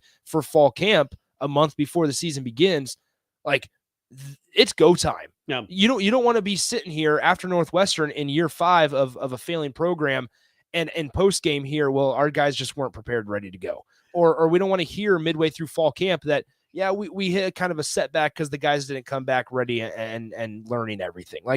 You do not want to hear that in year 5 of a coach who needs to win football games to keep his job. Had a chance to spend some time with DP and the entire Husker offensive linemen.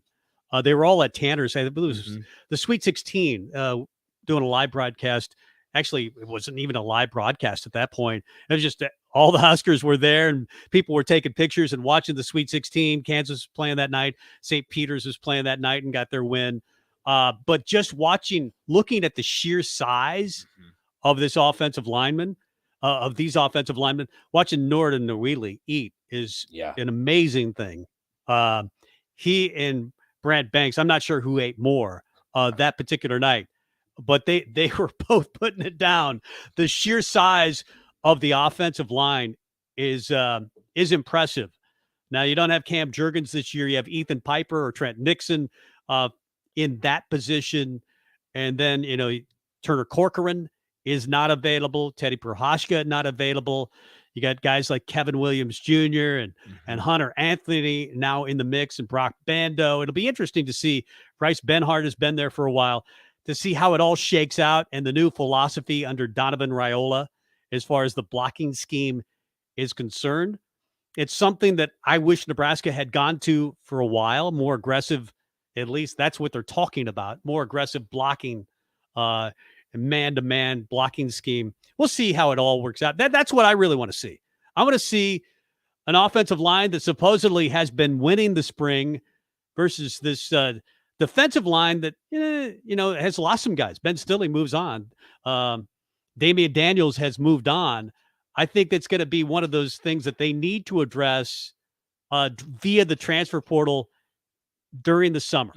I think they're at least one man short on this offensive line. I would agree. But I do want to see them run the football. I want to see Jaquez Yant look great. Mentioned Tanner's. He's down to 232. And he looks slim. He looks really good. And then you've got Anthony Grant, the junior college transfer, and Ramir Johnson. I want to see Nebraska run the football. I mean, I know it sounds boring, but Nebraska fans historically have been a little boring in what they want to see from their football team, and that's a physical run offense. Well, and what's funny about that is we thought we were getting a part of that back with Marquise Stepp last year. from USC, and with the way that disappeared. Exactly. He's deep down. It feels like in kind of that running back room. I want to play a clip that stuck out to me on Monday when Frost talked. Okay, because this was something that kind of got lost in the shuffle of things on Monday when he said he sees improvement in the running game and actually mentions the offensive line. So here's Scott Frost on Monday. Yeah, those are hard to create in the Big Ten. You know, we've been at or near the top of rushing in the Big Ten quite a few years. I think we can be better, and that's one area I really do see improvement with the way the line's blocking and the way the backs are hitting it. A combination of efficient run blocking and talent and vision in the back end helps that. You can scheme as many things up as you want, and at the end of the day, you got to block it well, and you got to have a back that can hit it. And I do see vast improvement in those areas. This might be cynical, Tom, that comes out when I hear that they're running the ball well in practice. I hear in my head, oh, their defensive line must be terrible. Yeah. And that's not fair necessarily to do that, but that's immediately where my brain goes. And I still just want to see them run the football. I mean, Nebraska has been terrible under Scott Frost in the red zone. And I feel like if you could run the football at, the 10-yard line you score more touchdowns, you win more games. Football's always been fairly simple to me. Run the football and stop the run. I want to see those two things. Well, on that note, I mean, if you can run the football consistently, right? There's that big word consistently that Scott Frost actually said on Monday was they were searching for it. It's been super inconsistent on offense all spring long. Is when you have a play that you are confident in and works, run it every single time. We saw it with Chancellor Brewington from the 3-yard line or closer every single time last year. We knew it was coming as a fan base. The defense knew it was coming, and Huskers just ran it and said, stop us, and nobody could. Like, when you get those plays, it's something to, kind of write home about. But one thing I wanted to mention about that clip that we played, when he talks about the offensive line, we say that we're still searching for some guys, especially with Teddy Prohaska not being able to practice and Turner Corcoran in that group as well, and trying to figure out a center. Ethan Piper hurt his snapping hand, so he's not practicing right now as well. But so Trent Hickson's kind of that guy for the moment. With that, like, if Scott Frost is telling the truth there, and that he does see improvement, number one, from the offensive line, but also number two, from the running backs, imagine what happens and what this could look like when those two guys are available and when they find a fix at center. If that means moving Turner Corcoran to center and bringing a guy like Bryce Benhart back at right tackle. Like, when you think about that, there is some reason to be excited going into fall camp if everybody can come back healthy and build off of what we saw last year. I'm going to give you 4 names of guys that I want to see on Saturday. Okay. You give me your 4, if you can think of them. I can. Trey Palmer obviously gets a lot of hype, a 5-star transfer from LSU. Then Anthony Grant, the junior college transfer. You're hearing that he's making some noise at running back. I think it was Tommy Hill who said every time he touches the ball, it feels like he's going to go for a touchdown. And then Tommy Hill's another one I want to see. Okay. I think one of the big question marks for this team is, well, you got one side, Quentin Newsom probably locked down on one side as far as DBs is concerned. Who's on the other side replacing Cam Taylor-Britt? I think it's perhaps Tommy Hill. I want to see him play. And then the other guy is Casey Thompson. I want to see what he looks like. He was the guy statistically was the best quarterback in the entire Big 12, threw for 24 touchdowns, 9 picks, maybe a little too high in that category, but those are the 4 guys I want to see. So I'm going against kind of the rules here. I want to see the defensive line group. No. Because there's a lot of questions right now. You've got Ty Robinson and Casey Rogers are the only 2 guys I feel comfortable with right now. And you have Nash Hotmacher, who has a lot of potential, right? But potential hasn't always worked out for Nebraska in years past, especially under this coaching staff. So I'll kind of group the defensive line as 1. Number 2, I would put Deshaun Singleton. Okay. Because Travis Fisher talked big about him yesterday. And with him, I suppose Braxton Clark. Then I would like to see Trey Palmer as well. And then, like, it's hard for me to say offensive line, but I would probably group Anthony Grant. Yeah. Like, I know I'm going against kind of the rules or the name of the game there as 4 exciting players, but I think a lot of it's going to depend on Not Anthony. Yeah, Hunter Anthony, maybe. Henry Yeah. Latovsky is Yeah. a name that people Yeah. kind of forgotten about. So I feel like there could be a couple. Tiger just missed his putt from 15 feet, and he bogeys the par 5. Oh, the one he started out right down center of the fair, and almost nice little missed fade on there as well. And he almost just missed the tap in. That's a little discouraging because he had 50 yards left. Probably should have had a birdie putt on the par 5. Left it short, hit a bad chip, and then a bad putt. So Tiger moves back to even. What's going to be interesting, we talk about kind of how this course is playing so far this morning. Playing pretty slow, ball's not bouncing or rolling out too far. What's going to be interesting to see is how it shifts on the back nine when the sun starts coming out for longer periods of time, and to see if the guys in the afternoon group are kind of able to roll that ball out there and get some more yards behind that drive. Again, I don't have a ton of illusions about Tiger winning this tournament. If he makes the cut, I'll be more than happy about that. Yeah. But this feels like a tournament where maybe nobody rolls away with it. I don't know. There'll be somebody or a couple of guys that are very hot, and your Cameron Smith, who's been a popular pick, has now moved back up the board after, I believe, at one time being +2. So Cameron Smith making a bit of move. I think you're going to see a lot of these guys that are currently at the top of the list completely I know Danny Willett, for example, has won a Masters. He's not winning another one. Everybody but Harry Higgs, Tom. All right, but no. I mean, you're right. He's disappeared. I haven't seen it. He bogeyed, and then I haven't seen him on the leaderboard. I think what happens to a lot of these guys is they get to the top of the leaderboard, and they're Harry Higgs, and they go, "Wait a minute, I'm not supposed to be here. I don't belong here. I'm leaving immediately. I think I'll triple." Well, no, you're right. I mean, the leader right now is still at 2 under, so it's the field's within reach. Absolutely. Chris Bassnett is a golf guy, very good hitter of the golf ball. Hits it, sometimes close to 300 yards. Wow. We'll talk a little Masters with Chris Bassnett of the Lincoln Journal-Star, and I guess we'll throw in some football, basketball, and baseball talk as well. Chris Bassnett is coming up next. Southeast Community College has learning centers in Falls City, Hebron, Nebraska City, Plattsmouth, Wahoo, and York so that you can take credit and non-credit classes at a center nearby without having to travel an hour or more to campus. By taking online classes and those at a learning center, you can earn your degree from SEC where and when it's convenient for you, all at a cost that won't stand in the way of your education. Learn more about SCC's learning centers at southeast.edu/learning centers. SCC, your path to possible. This is your high school minute.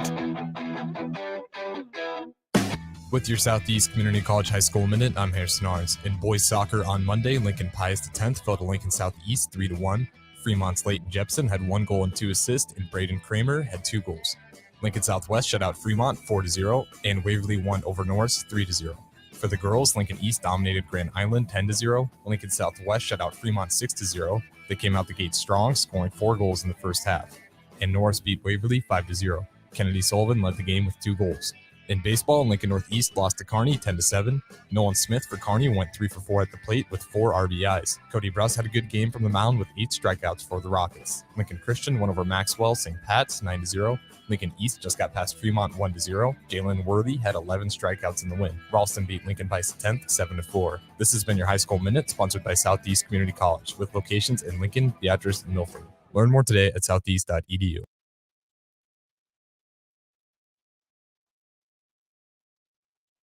Been in an accident, we'll get you back in your vehicle as quickly as possible. Our technicians care about you and your family and repair your vehicle to factory standards. We handle your claim from start to finish and provide a free loaner car. Stop by for a free estimate. Eustace Body Shop, just south of 88th and Highway 2. The most recommended Eustace Body Shop. That's who we are. In every office, there's 2 types of people. There are those who bring in bagels and those who eat the bagels that someone else brought in. Everybody likes the first person. Be that first person. Weekday mornings at 7:30, you have a chance to win a business box of bagels from Bagels & Joe. All you have to do is shut up, Sipple. 2 questions for you, 2 for Sip. Win and the bagels are yours. Lose, well, you don't want to lose. You lost Monday, you lost Wednesday, you're a loser. Shut up, Sipple. Weekday mornings at 7:30, brought to you by Bagels & Joe. This is Dan Friedman. Between 2010 and 2019, distracted driving caused more than 40,000 car crashes in Nebraska. resulting in over 14,000 severe injuries and deaths. Please keep your eyes on the road. If you have a smartphone, put it away while you're behind the wheel. It will help keep our community safe and secure. This message is brought to you by Friedman Law Offices, helping injured people. It's what we do. It's all we do. Find us at friedmanlaw.com today. Gray Diesel and Equipment Services is your go-to place in Lincoln for repairs and maintenance for diesel pickups to Class 8 over-the-road trucks and trailers, from bumper pole utility to full-size semi. Gray performs DOT inspections and are a service provider for fleet companies like ARI, Element Fleet, and FleetNet. They're a family-owned business in operation since 1952, and they keep a clean, friendly shop. Customer service is their top priority. Give Gray Diesel and Equipment Services a visit today, with easy access just off I-80 and North 56th Street. Hey, Steve. Welcome to Great Clips. Great Clips asks, what's the difference between good and great? Come on back and have a seat. Good asks you what haircut you'd like. I have all your details from last time. Would you like the same haircut today? Great already knows. With Clip Notes, we save your haircut details so you can get the same thing as last time, every time. Download our online check-in app today. Great Clips. It's going to be great. Hi, Sean Callahan here for Koppel Chevrolet GMC, and it's been a great start here to the year as 2022 new inventory continues to roll in. Our pre-owned lot remains full, and we are selling at a record pace. I was just down at Koppel talking about a new order for myself, and they let me know I can actually start ordering a 2023 here later this spring. So stop on in to get your new 2022, your pre-owned vehicle, or maybe talk about ordering here for 2023. Check them out online at koppelcars.com. You'll be glad you did. Spring has arrived. Dust off your clubs and play the city. Lincoln City Golf Courses offer 5 different places to play, including Homes, Pioneers, Highlands, Mahoney, and the Par 3 Jim Ager course. Plus, one membership gets you access to all 5 courses, or ask about a discount card that gets you 15% off all rounds. There's also adult classes with lessons for every level with Lincoln City Golf Academy. Learn more about membership and classes today at lincolncitygolf.org. Back with Vershawn Jackson, sponsored by Wingstop on 93.7 The Ticket and theticketfm.com.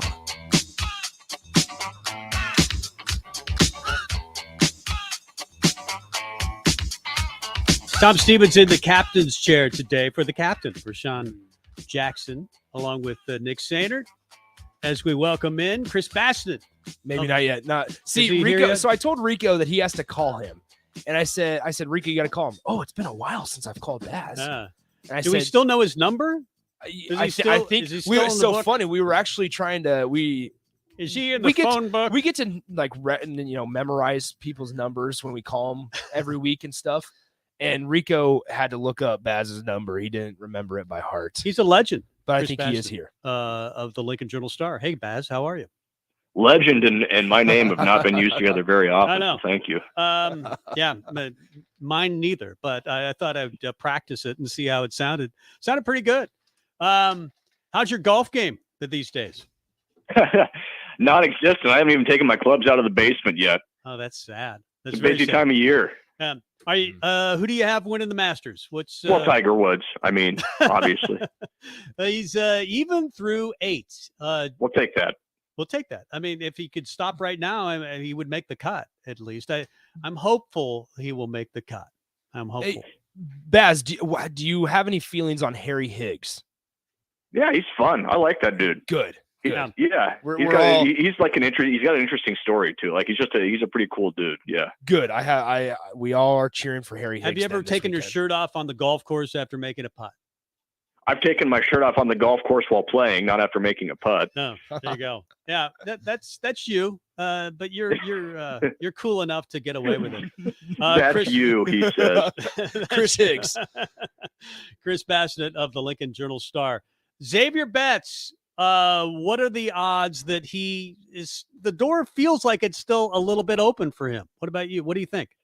Yeah, it's so hard to tell without knowing the whole story. You know, it seems like the door is open, but it's kind of up to Xavier as to whether he wants to walk through it or not. So, you know, I don't know. It's pretty clear that Mickey Joseph is going to coach those receivers pretty hard and coach them in a different way than they've been coached before. And for right now, that doesn't appear it jives with Xavier Betts. And I like I say, we don't know the details. We don't know all the whys and the inside information. So who's to say what's going to happen? But yeah, you're right. I think the door is open. How far open it is, I don't really know. It doesn't seem, at least to me right now, like it's very likely that he'll come back.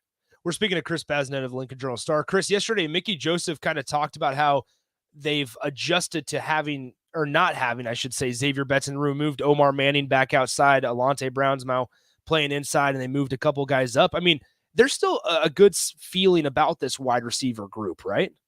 Yeah, I think so. And you mentioned some of the guys that were here last year, and that doesn't even include the guys they brought in the offseason through the transfer portal.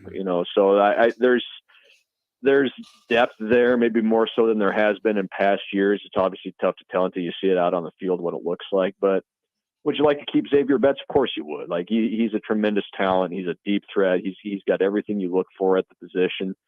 But if you're going to lose him, for Nebraska, this is probably the year to lose him, because you probably do have more options there. You can move some different guys around to some different spots.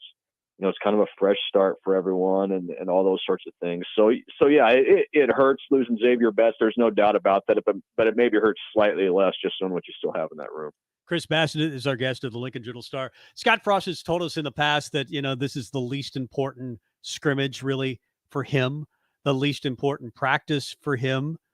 But nonetheless, we'll show up and you'll write a column on it, I'm guessing, or an article on it.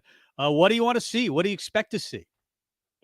Well, a couple of different things. One, what we just talked about, what does that receiver group look like? I think that's going to be really interesting. What I think the obvious answer, of course, is the quarterbacks and Casey Thompson, all that. But outside of that, the receivers, the running backs, the offensive line. We've heard so much positive talk about the offensive line this year. It's to me, it's a more interesting spring game than it has been in past years, because we haven't watched any practice this year. We haven't seen any of these new guys, and we haven't seen any of these new schemes that these coaches have brought in. So to me, I think there's a lot of different things you could point to and say, hey, I want to see that, or I'm interested in that. I'm interested to see what the offense is going to look like. And I'm sure they're going to be extremely vanilla on Saturday, and they probably aren't going to show a whole lot, but still probably going to be a little different. I just want to see how different it looks and how some of these new guys look. It's kind of I think all the changes have kind of put some of the excitement back in the spring game again. Chris, what do we think the running back room is going to look like in fall? I know we're months and months away from the season starting, but nobody's talking about Marquise Stepp anymore, and Anthony Grant kind of seems to be the storyline. Gabe Irvin's not practicing after kind of being the number one guy last year at the start of the year.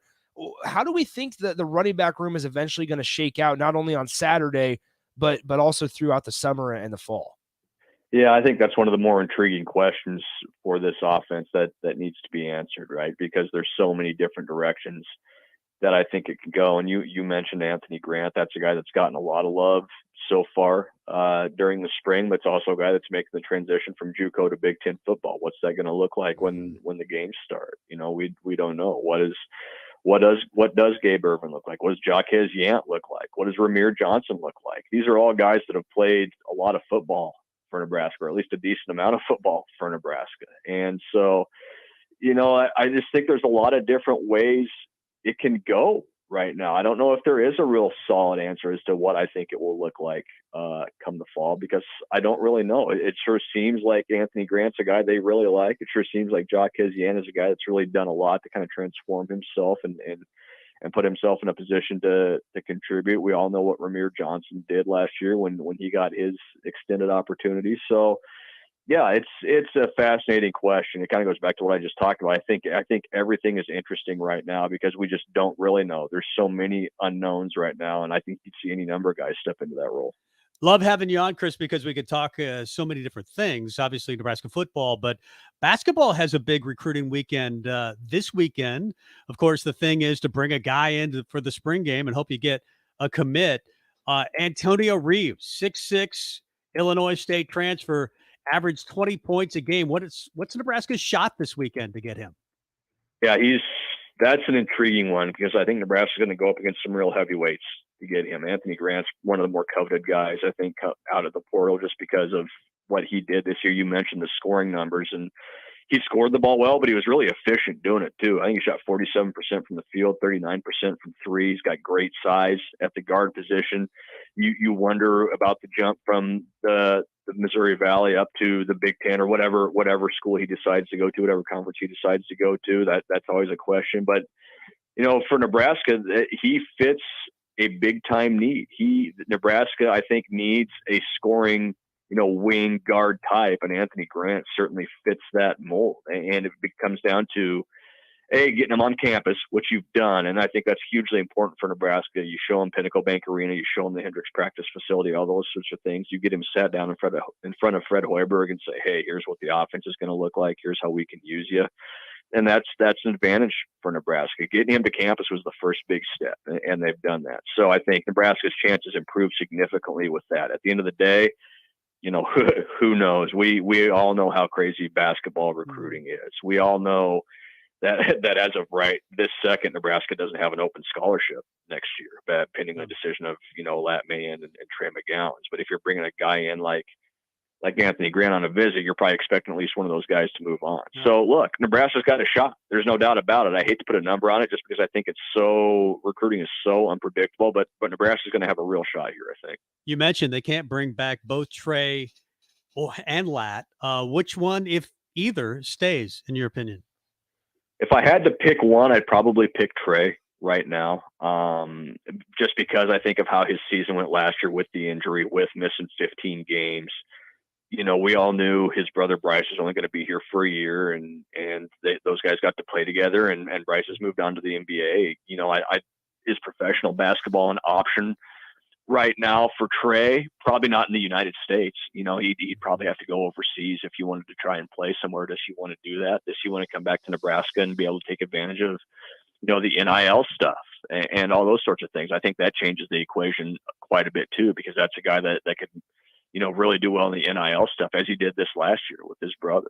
So with Lat, being an Australia native, that's a guy that could go back home in a sense and play professionally down there and probably make a pretty decent salary down there or any number of places. So I think more likely that Lat moves on and more likely that Trey comes back. But again, we'll have to wait for it to see how it plays out before we know for sure. We're speaking to Lincoln Journal-Star's Chris Besnet here. Switching over to baseball here for a couple minutes.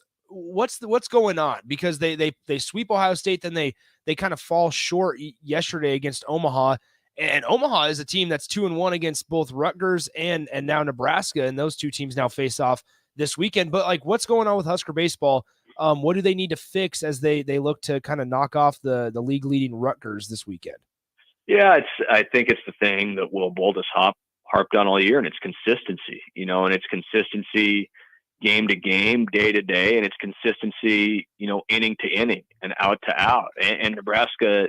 Look, they have a guy thrown out at home plate last night in the first inning. We had 2 hits and a walk in the first inning, and they don't score. And then all of a sudden you get to the bottom of the first, and a guy singles and steals 2 bases, and all of a sudden you're down 3-0 before you even know what happened. So you're chasing runs. They just weren't quite ready to play defensively out of the gate last night. And then all of a sudden you're chasing that deficit the whole way. And look, the fight's going to be there. We saw Nebraska have a chance to tie that game or even go ahead in the 8th and 9th innings, and they just couldn't get it done. But again, that goes back to the consistency thing. So Nebraska's just got to find a way to be more consistent throughout an entire game. We started to see that, I think, more against Ohio State, and I think that's maybe what makes the Omaha game last time a little more frustrating for fans certainly, and for those players and coaches, because they weren't able to carry that over. But at the same time, you look at Rutgers and you look at the opportunity in front of you, and they don't have to look real far to see what the Rutgers series last year meant to that team. Rutgers came in here and swept Nebraska last year, and there were some real questions about Nebraska. And then Nebraska ripped off a 12-2 run to end the season and win the Big Ten title. So I think this is still an opportunity for Nebraska to maybe turn something with its season. They obviously need to go out and get it done and play better than they did last night. But at the same time, that Omaha game doesn't count in the Big Ten standings. The Big Ten standings right now with Nebraska's record are what matters. And Nebraska needs to win as many conference games as possible to get itself in as good a position as possible to be a high seed in the Big Ten tournament. And that starts with facing the league leaders this weekend. If you're able to go out and win this series, give yourself a chance, then you've done pretty well. And we'll see what it looks like after that. Chris, part of what made last year's team so much fun to watch was they did all the little things right, and they played like hard-nosed every single game, every single inning. Is that different this year? Are we seeing difference? Like I instantly think of like Spencer Schwellenbach was okay sacrificing his at bat if it meant moving a guy over from second to third with less than 2 outs. Like those little things, are we seeing that from this year's team? Maybe not quite as much. And that's not that guys aren't trying to do that or aren't willing to do that, but I think it's just different personalities. There's not like, there's not a Jackson Hallmark type personality on this team or a Joe Acker personality on this team that's going to go scream at the other dugout after he scores a run or something like that. And look, obviously Spencer Schwellenbach was great, Big Ten Player of the Year, National Two-Way Player of the Year. You don't just replace that guy, but it's just a different personality. You've got a mix of guys that played last year. You've also got a mix of some guys that haven't played a lot of college baseball at all, and it takes time to maybe kind of find that identity of this team. Is it going to be exactly the same as last year's team? No. And it's tough for this year's team because they're going to get compared a lot to last year's team. And I'm as guilty of it as anybody. I wrote in my story last night, Nebraska's got one more loss this year than they had all of last year. And that's not fair to these guys because it's a different season. It's a different roster. It's a different schedule. It's different everything. So they're kind of working with that against them too. So are there maybe some things missing from this year's team to last year's team? Yeah. Does that mean the want to isn't there? No, I don't think that's the case. So this team just hasn't, for whatever reason, kind of found its identity, found its niche yet. And that's something they need to figure out sooner than later. Chris, does it feel like the Big Ten is a little down this year? Like it feels like this might be a 1 or 2 bid league this year. Am I wrong? Yeah. No, I think you're exactly right. And go look at the standings. Rutgers is in first place in the league right now, and they played one quad one game, and they lost it. And they lost a series at Omaha. Look at Nebraska's 1 game out of first, and look at their record. They're 0-3 against quad one. There's 2 teams in the Big Ten in the top 50 of the RPI right now, and most of them are sub 100, sub 150. So, yeah, this isn't going to be a year where I think you see the Big Ten get 4 or 5 teams in. It's probably a 1 or 2 bid league right now, unless somebody gets really hot, over the second half of the season here. So that's why I say, Nebraska's still got a shot in this thing. That's why I say that the Big Ten games are what matter, because this conference is still up for grabs. I don't know if there's a great team in this league right now. And I don't know if there's a team that's going to run away with it like Nebraska did last year. And that's what gives Nebraska a shot. Yes, Nebraska is maybe down a little bit from last year, but the Big Ten's down quite a bit from last year too. And that's going to give a lot of teams a chance at the end of the year. Your pick to win the Masters, Tiger Woods, is even par through 9 holes. We'll take that. We just need a 70 today. And then you just take off from there. There you go. Good pick. We'll talk to you down the road. Thanks for the time, Chris. Appreciate it. Yep. Thanks, guys. Appreciate the time. Chris Bassinet of the Lincoln Journal-Star. Let's get to break. Come back with more. I'll be in the captain's chair all day long. It's Tom Stevens. Hey, Steve. Welcome to Great Clips. Great Clips asks, what's the difference between good and great? Come on back and have a seat. Good asks you what haircut you'd like. I have all your details from last time. Would you like the same haircut today? Great already knows. With Clip Notes, we save your haircut details so you can get the same thing as last time, every time. Download our online check-in app today. Great Clips. It's gonna be great. This is Dan Friedman. Between 2010 and 2019, distracted driving caused more than 40,000 car crashes in Nebraska, resulting in over 14,000 severe injuries and deaths. Please keep your eyes on the road. If you have a smartphone, put it away while you're behind the wheel. It will help keep our community safe and secure.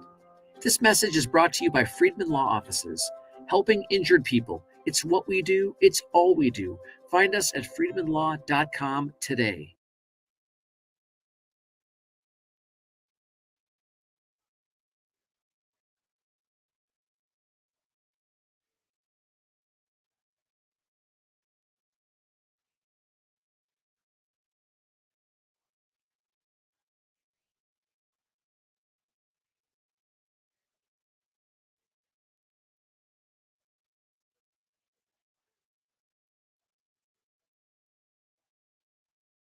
Join us this Friday at Barry's Bar and Grill from 3 to 8 for a spring game preview and hangout. Our regular shows go until 6 o'clock, and then we'll have a special 2-hour session with Nebraska football players on location until 8. It's the spring game preview and hangout this Friday at Barry's Bar and Grill. Water heater gone? Call Bryant. The price you're quoted is the price you'll pay. And in most cases, same-day replacement. Bryant Air Conditioning, Heating, Electrical, and Plumbing. 467-1111.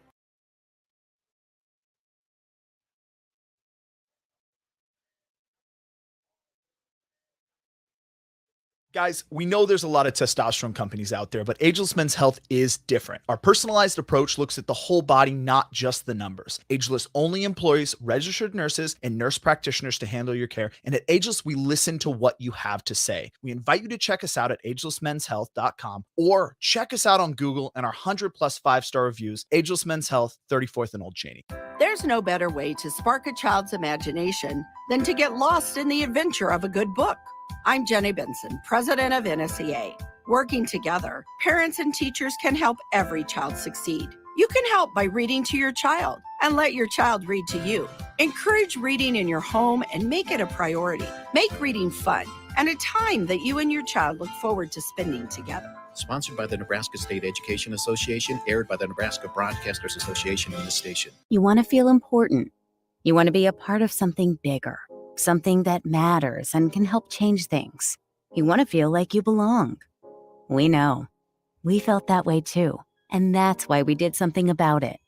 We aren't just Army National Guard soldiers. We are normal people just like you. But our part-time service in the Army National Guard means we get to be more. When our communities are in need, we get the chance to stand up and do something about it. We get to serve in our own region and help the people we call neighbors. Whether they are in the mountains of New Mexico, the plains of Nebraska and Kansas, the ranches of Oklahoma and Texas, the farmlands of Missouri and Arkansas, or the bayous of Louisiana, we are here for our hometowns. And together, we can make a difference. Take on your legacy. Visit NationalGuard.com to find out more. Sponsored by the Nebraska Army National Guard, aired by the Nebraska Broadcasters Association at this station. 2022 is all about staying well. And guess what? There are lots of easy ways to take care of your mental and physical health every day, like eating right and exercising, taking vitamins, drinking water, scheduling those annual doctor's visits, or just resting. That's right, even a quick nap counts. Because let's be honest, these days we could all use a little more wellness in our lives. So stay well, Nebraska. For more ways you can stay healthy, visit staywellnebraska.com. Join us on Saturday for our spring game tailgate show at Tipsy Tina's in the Haymarket. We'll be there from 10:30 to 1 as we preview the day ahead. It's the Spring Game Tailgate Show, sponsored by Members Owned Credit Union, A1 Automotive, and EP Foundation Repair from Tipsy Tina's at 8th and Q. Wait till I get my money right. Back with Vershawn Jackson, sponsored by Wingstop on 93.7 The Ticket and theticketfm.com. Mentioned Tiger Woods through 9 holes is even par and hit a great shot on 10. Hey, it's Tiger. There's Tiger right there. Hit a great shot on 10 within 4 feet, but hit it below the hole and it rolled back down the hill.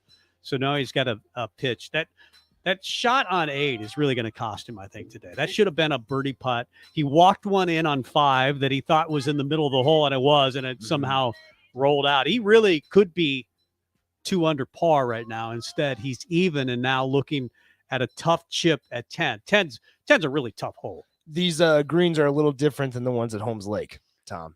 Slightly different. Just a little different. A little quicker. Course. A little quicker. A little more steep. But pretty much, yeah, it's, here and there. It's really the same course as Holmes Lake. Looks the same. Mention this, Xavier Betts. The door may be slightly cracked for Xavier Betts, of course, left on his own volition, it sounds like, right during spring break, decided that he was going to take some time off and didn't come back after spring break, and is now looks like in a holding pattern. I mean, It sounds like Mickey Joseph, the wide receivers coach, has left the door open for the extremely talented 6'2", 200-pounder from Bellevue West. I have the clip if you want to hear it. Oh, yeah, let's hear it. Yeah, we visit with Xavier right now. He's not on the team right now, but we visit with Xavier, and we're going to visit that again down the road. Like I said, it's going to be Frost's decision about what he wants to do with him.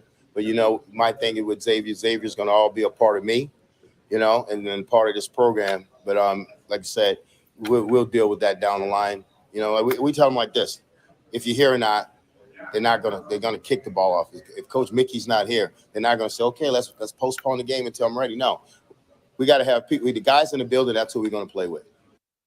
It sounds like Mickey Joseph wants his guys, almost demands that his guys love football. You can't be on this team and like football, especially in a sport like football where it's all year round. There are no 3 months off. You know, it's not like and I'm bagging on teachers, but you get 3 months off for the summer. It's not like that. Tom comes back for one day and is setting a fire to everything, firing on the school system. No, I've got lovely teachers in Lincoln, and no, I'm bad comparison. There's no time off in football. I take it all back. I love teachers, and teachers are my favorite. Rico, we'll my have to clip sister's it. a teacher. My brother's a teacher. I love teachers. But I wonder if Xavier Betts loves football. Because at times we saw this from Xavier. Remember the run against Northwestern? And I thought, well, there he goes. That's the Xavier Betts that we expected to see. We saw him on the reverse. What was it, Penn State last year? And we thought, there's the Xavier Betts we expect to see. Yeah. And it feels like he shows up maybe in practice some weeks, and other weeks he doesn't. He shows up in games, and then the next week you don't see him at all. I think the guy is immensely talented. I think he's a guy that talent-wise could be playing on Sundays. No doubt in my mind. But if you don't love it, you don't love it. And it's hard to get guys, if they don't love football, to love football.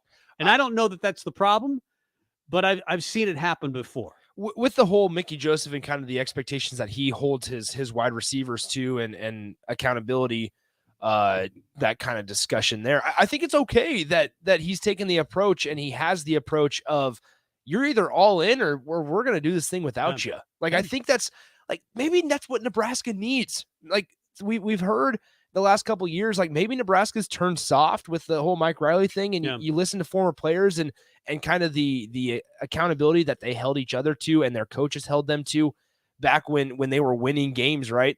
Yeah. And maybe that's what Nebraska needs. They need the whole, like, listen, this is bigger than what just you bring to the table. And that's when we're talking to, whether it's Mickey Joseph or Chris Basnett or whoever, we still feel confident about this wide receiver room, number one, because of the depth, but number two, they have that mentality because of Mickey Joseph, that you're either all in or we're going to do this thing without you. It'd be nice, though, to see Xavier Betts be all 100%.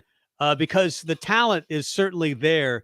And, coaches can sometimes get a guy to be all in. That's not always all in.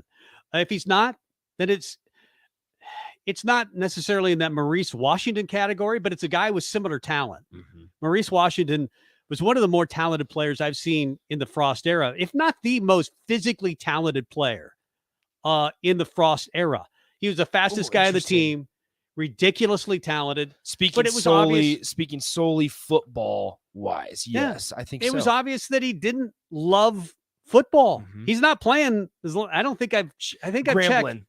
He's at Grambling. He's at Grambling. Okay. And is he playing? I don't know. I don't think so. We'll see.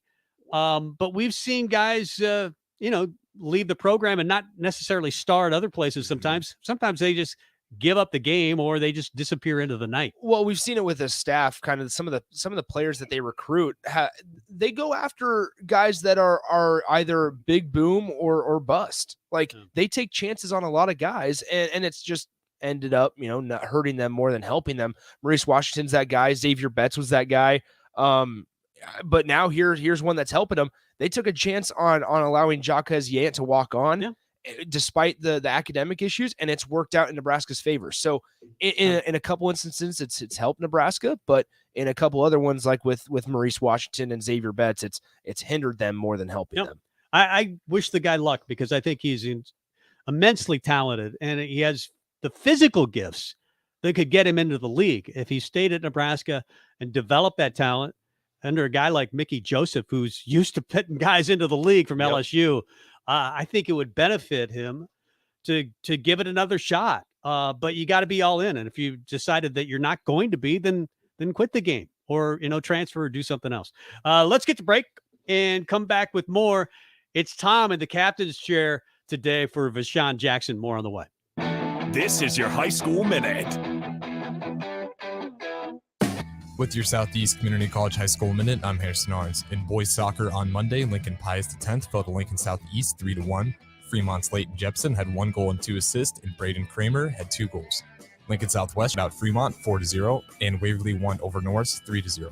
For the girls, Lincoln East dominated Grand Island 10-0. Lincoln Southwest shut out Fremont 6-0. They came out the gate strong, scoring 4 goals in the first half.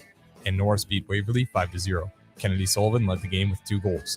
In baseball, Lincoln Northeast lost to Kearney 10-7. Nolan Smith for Kearney went 3 for 4 at the plate with 4 RBIs. Cody Bruss had a good game from the mound with 8 strikeouts for the Rockets. Lincoln Christian won over Maxwell St. Pat's 9-0. Lincoln East just got past Fremont 1-0. Jalen Worthy had 11 strikeouts in the win. Ralston beat Lincoln Pius X 7-4. This has been your High School Minute, sponsored by Southeast Community College, with locations in Lincoln, Beatrice, and Milford. Learn more today at southeast.edu. Gray Diesel and Equipment Services is your go-to place in Lincoln for repairs and maintenance for diesel pickups to Class 8 over-the-road trucks and trailers, from bumper pole utility to full-size semi. Gray performs DOT inspections and are a service provider for fleet companies like ARI, Element Fleet, and FleetNet. They're a family-owned business in operation since 1952, and they keep a clean, friendly shop. Customer service is their top priority. Give Gray Diesel and Equipment Services a visit today, with easy access just off I-80 and North 56th Street.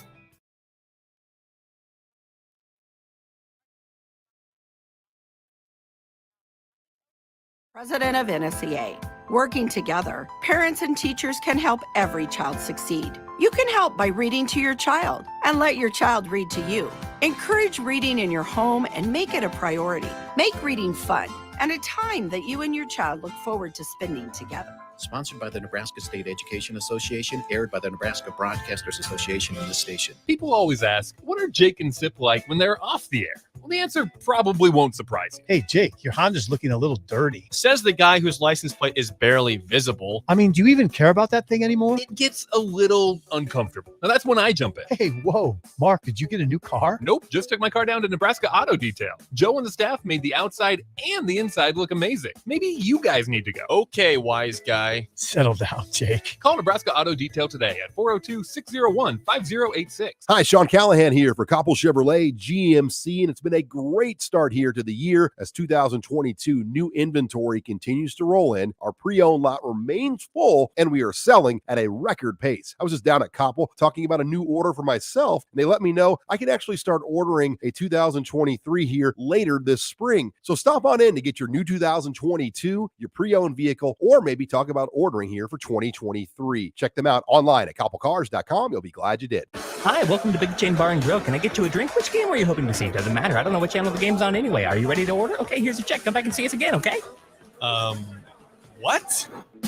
Hey, welcome back into Upside. Slow down and enjoy the game at the Upside Bar and Lounge. Comfortable seating, plenty of screens, a great food and drink menu, and no one trying to shove you out the door.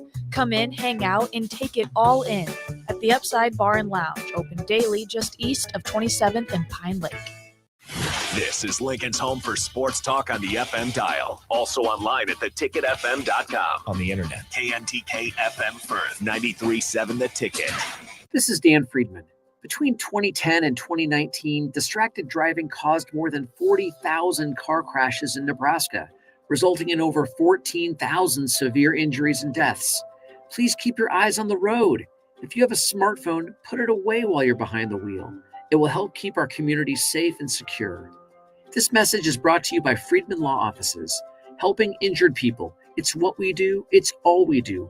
Find us at friedmanlaw.com today. Hey guys, it's Jake Sorensen from Early Break. I've got my friend Alex from Ageless Men's Health here. I went to high school with Alex, and he was also in the Marine Corps. Alex, take it away. Thanks, Jake. Guys, we know there's a lot of testosterone companies out there, but Ageless Men's Health is different. Our personalized approach looks at the whole body, not just the numbers. Ageless only employs registered nurses and nurse practitioners to handle your care. And at Ageless, we listen to what you have to say. We invite you to check us out at agelessmenshealth.com or check us out on Google and our 100+ 5-star reviews. Ageless Men's Health, 34th and Old Cheney. Water heater gone? Call Bryant. The price you're quoted is the price you'll pay. And in most cases, same-day replacement. Bryant Air Conditioning, Heating, Electrical, and Plumbing. 467-1111.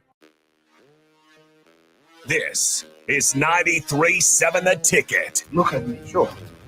Look at me, sure. I'm the captain now. 3-time national champion Vershawn Jackson. I got a bunch all alone is Vershawn Jackson. And Vershawn will get it to the 24-yard line.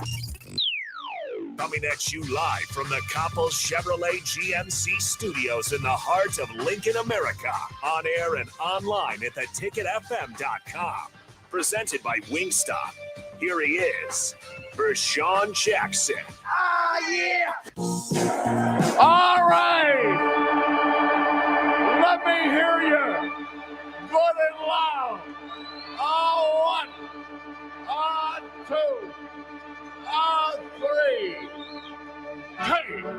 Take me out to the ball.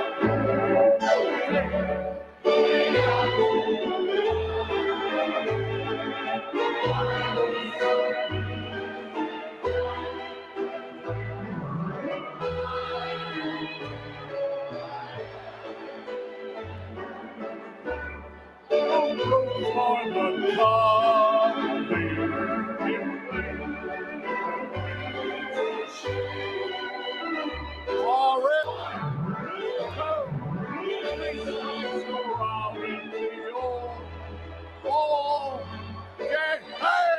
Hey, it's Harry.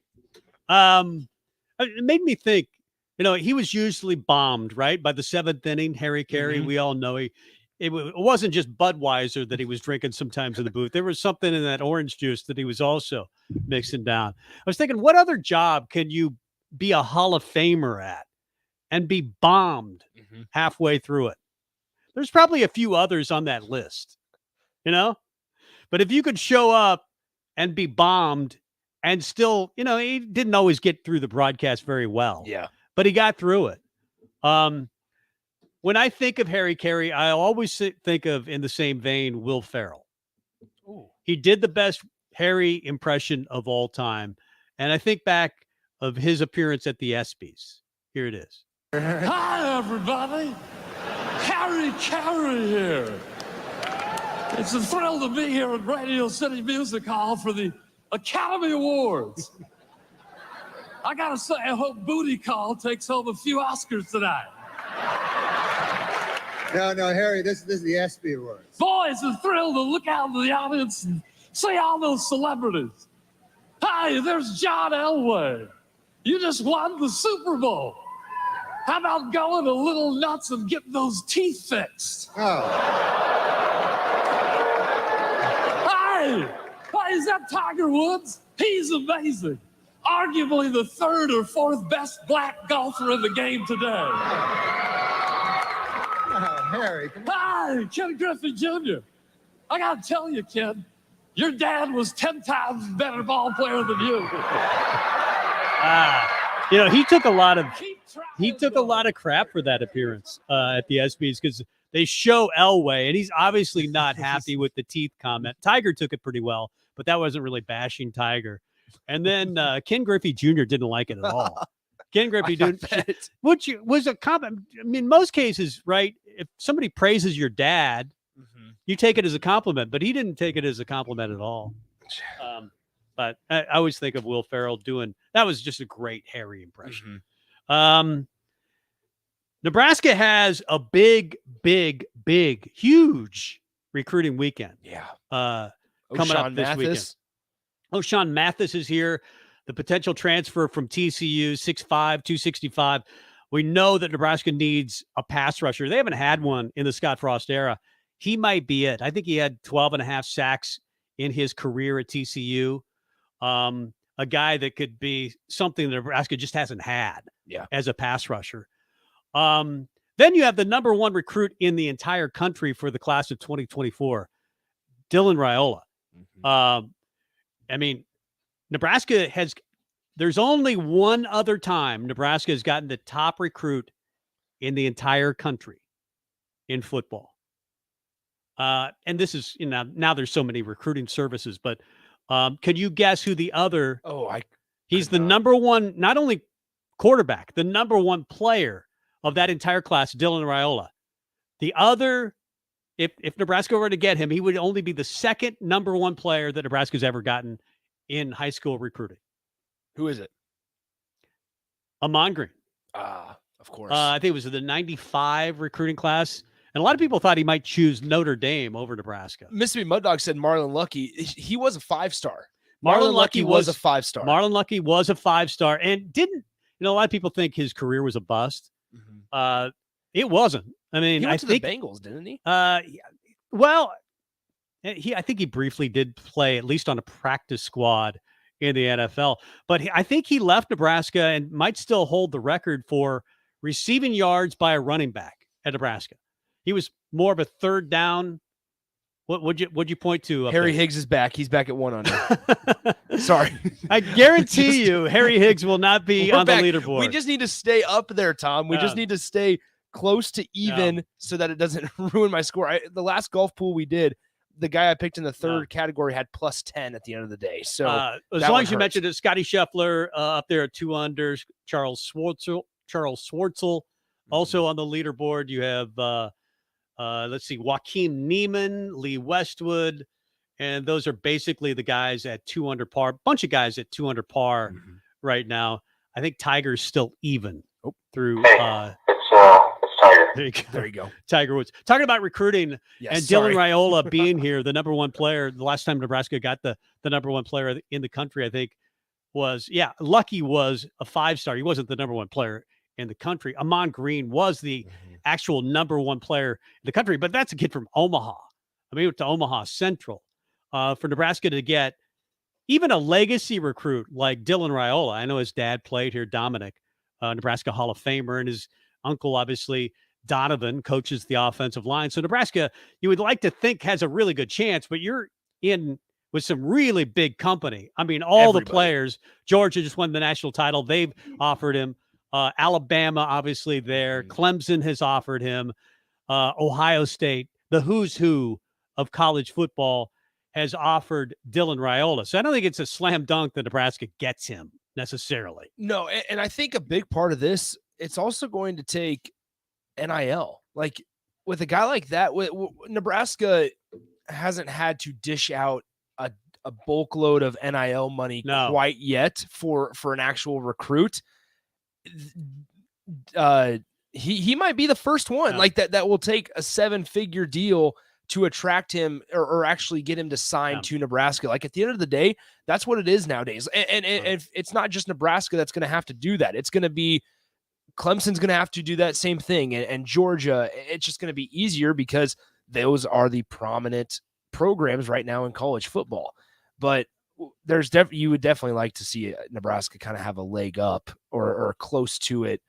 Or an actual just shot at landing him, but it's going to take leg work. I think it's going to take leg work. I was told by somebody within the athletic department that this Go Big project, the new $150 million facility, the training facility, might be the last of its kind in college football. It'll be the last one built. When it's done, you may not see another facility like it for a long, long time in college football. Why? Because what you just talked about. Name, image, and likeness. That money that used to go to facilities, and some people say, bravo, good. It's now going, or will be going to the athletes. $150,000 a year. Some of those guys, Casey Thompson's probably making close to that. I don't know what it is, but it's over $100,000 for sure. And he's the one that said, the boys are busting with the boys. Broadcast that, hey, Nebraska has a lot of money in that pot. But I'm told that money that used to go to projects like that will go to name, image, and likeness. Well, and what's going to be really interesting, so they sometimes will find out from the players what recruits they host, or we'll find out from the recruits in their post-visit interviews with some of the recruiting sites who their host players were. Well, Raiola's host is Casey Thompson. So if there's a little and don't just throw that off to the side, because there's some strategy here involved if you truly think about it, because Casey Thompson, as number one, being quarterback, that's a part of it. But then also, like you just said, Tom, he's made public comments about how helpful Nebraska is with NIL and how well of a position they are in to dish out NIL money. This is all by design. This is a huge strategy here by Nebraska, and it's extremely smart. You're going to see him, it happen everywhere. But Casey Thompson with the whole NIL discussion is going to be able to, hey, dude, this is what I was as a transfer. Imagine what you can do as the number one overall prospect, as in addition to being a legacy recruit. Like, we all know how huge legacy and history is here at Nebraska in the past time. It's going to be, he will be the most popular football player in the next 5 years if we can get the signature. You're hearing some pretty impressive comparisons, like Patrick Mahomes comparisons with Dylan Raiola. He throws from angles. John Kitten, that was quoted in an article I read the other day, a former Seahawks quarterback and now in the NFL, that this guy has all the has all the ability to throw on the run, throws a great long ball, can throw kind of from weird angles like Mahomes does. Threw for 3,300 yards, 42 TDs as a sophomore in Texas last year. And now he's moved to Arizona. And this is becoming more and more common in high school football. Guys just transferring to different schools, completed 65% of his passes. But now in Arizona to play, I believe, his junior year, and he won't be arriving anywhere in college football until 2024. But if Nebraska picks him up, that's a big deal. How important is the fluidity of the coaching staff in your eyes, Tom, with whole Dylan Raiola thing? Because you have to wonder if Scott Frost is not the coach here next fall. He ain't coming. 2 falls. No, he's not coming. Because his Raiola, if Mark Whipple's not here, he's not coming. Well, is Donovan Raiola the offensive line coach? And who do they bring in to replace this staff? Well, here's the deal: a guy like Dylan Raiola is going to look at this team, right, and see where Nebraska is. Every game, he's going to grade them and the offense. And Mark Whipple, and Whipple has a little bit of an advantage in that he coached Kenny Pickett at Pitt, the ACC Player of the Year, I believe, and now potentially a top 10 pick in the NFL draft. If Nebraska's not winning, though, he's not coming here. So he's going to wait, 9 or 10 games in and see where Nebraska is. And then if Nebraska is 8-1, maybe pull the trigger and, say I'm coming to Nebraska. If Nebraska is on the verge of being 3-9, he ain't coming here. We all know that Nebraska has to win to get any decent recruits, but this is kind of a big deal for Husker Nation if he were to, and he's not going to make his decision again anytime soon. Yeah. But it would be a big deal. Speaking about recruiting, not just the 2024 class, since we're a couple years away from that, but this next class, just to kind of give everybody a heads up, it is going to be a smaller class as well. Like they're going to be heavy into the transfer portal, like we talked about. Obviously, they have been so far with additions like Tommy Hill and Deshaun Singleton and Anthony Grant, obviously the 3 big ones. Oh, and Casey Thompson, of course. But also, like in the summer, we're gonna have to suffer through some attrition, which means they're gonna need to go to the transfer portal to get some bodies. And this next year, they're still going to be kind of suffering the repercussions of that as well. So we're looking at another, 15 person or 15 recruit class rather than 20 to 25 like we're used to in the first couple of years of the Frost era. So how does that all happen? How picky and choosy are they this year, and let alone in 2024 down the road? It'll all be interesting to see how far or how long they hold out for a guy like Dylan Raiola and his talent level if the numbers aren't in their favor necessarily. Big recruiting weekend for Nebraska football. Mentioned O'Shawn Mathis in town, Dylan Raiola in town, a few others as well. But Nebraska basketball also has a big visit coming from Antonio Reeves. He has played his college basketball, did this past year at Illinois State, where he averaged 20 points a game. Nebraska obviously in on this guy, but everybody has put their toe in the water as it pertains to Antonio Reeves, who averaged 20 points a game, 19th in the country. Duke is offered. North Carolina, I don't know if they've offered for sure, but they've definitely put out the feelers that they're interested, as everybody basically in college basketball that has a chance to get a 6'6" swing type guy from Illinois State. So it'll be interesting to see if Nebraska's able to land him. They've already landed Sam Grissel.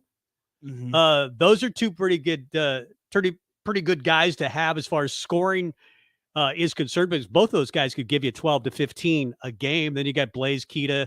Derek Walker has indicated that he's coming back. The next big one for me is Trey McGowan's. Absolutely. Whatever Trey McGowan's decides to do hinges big for this Husker team, in that, they're going to be probably switching defensive philosophies next year. He's the best defensive player on your team. He's not a scorer. He's not more of than an 8 to 10 point a game type of guy, but he would be valuable for Nebraska if he decides to come back. Well, I think obviously he brings value on the floor, but also off the floor, because we've always talked about having continuity and trying to get, guys to return for seasons at Nebraska for the men's basketball program. They've checked off one of the boxes with Derek Walker coming back, a senior captain. Yeah. And now if you can get your second guy and Trey McGowan's to return as well, then we're talking about having some continuity and some guys that have played multiple years and multiple seasons in the Big Ten Conference for Fred Hoiberg. Obviously, they have a couple switch-ups on the staff. Adam Howard seems like more of a defensive hire, and Coach Hoiberg has went now with more of a traditional coaching staff style in terms of Matt Abdelmassi was mainly a recruiter, and now who's going to be doing the bulk of the recruiting on the staff nowadays, we don't know. So, but no, I mean, you're absolutely right, Tom. If they're able to get this guy from Illinois State, then shooting 47%, like I think is from the field, like 39 from three, 81 from the free throw line. And here's the thing. We hear it every single time they bring in a transfer or bring in a guy for an official visit. We always hear how good of a shooter they are at whatever level they are at. And it necessarily hasn't always panned out. I mean, if you think about it, Trevor Lakes was such a good shooter where he came from. And Matej Kavas was such a great 3-point specialist from Seattle, where before Nebraska, and they haven't necessarily panned out. But now, like, you just keep bringing them in and hoping that one, actually works out in Nebraska's favor. And like you said, they have a true point guard now in Sam Griesel, former Spartan, former North Dakota State. Is it Griesel? It's Griesel. Okay, I apologize for Gressel. That's all right. So either way, Sam. Either way, everybody knew what you were saying. But either way, they have a true point guard now to replace Alonzo Verge, and if they can get 2 of 2 back, like in Derek Walker and Trey McGowan's, then you're starting to speak about some continuity. You wonder why Sam Griesel didn't get a pick, an offer. I guess nobody gave him big offers. He went to North Dakota State, so coming from East, but he's progressed into a really, really good player and had his pick of schools as well in the transfer market, including Creighton. So Nebraska gets Sam Griesel over Creighton. I was thinking about the starting 5 for next year. I like Griesel. He's possibly your point guard. And then if you have McGowan's return and CJ Wilcher, that's a nice threesome there. And then add Derek Walker and Blaze Keita down low. Or if that's a decent 5. They've talked about playing those two guys together. That's an interesting look. Or if CJ Wilcher fits so well coming off the bench for Nebraska, if Ramel Lloyd ends up being a guy or you get Antonio Reeves, he's in the starting 5. Exactly. Like if there's a couple possibilities that, once again, if you're able to get Trey McGowan to come back and return as well, then you're kind of saying something like, okay, these guys have been playing Power 5 basketball for a couple years, and they understand the landscape and kind of what kind of physicality it takes to compete in the Big Ten. And then you can keep CJ Wilcher coming in off the bench as your 6th man. I like that, because he fits that role so well so many times this season. And don't forget, you got Wilhelm Bradenbach back from a knee injury next year. You mentioned Ramel Lloyd. You've got Jamarcus Lawrence. Denham Dawson has been in the program. Has been in the program this year. He was an early enrollee. And then Antonio Reeves could be a game changer. Yeah. They would be won over if both Lat and Trey stay. So I don't anticipate both those guys staying, or maybe either. Do we really think Lat Mayen will come back? I mean, we had this discussion, I think, the last time I was on talking about Lat. I like Lat.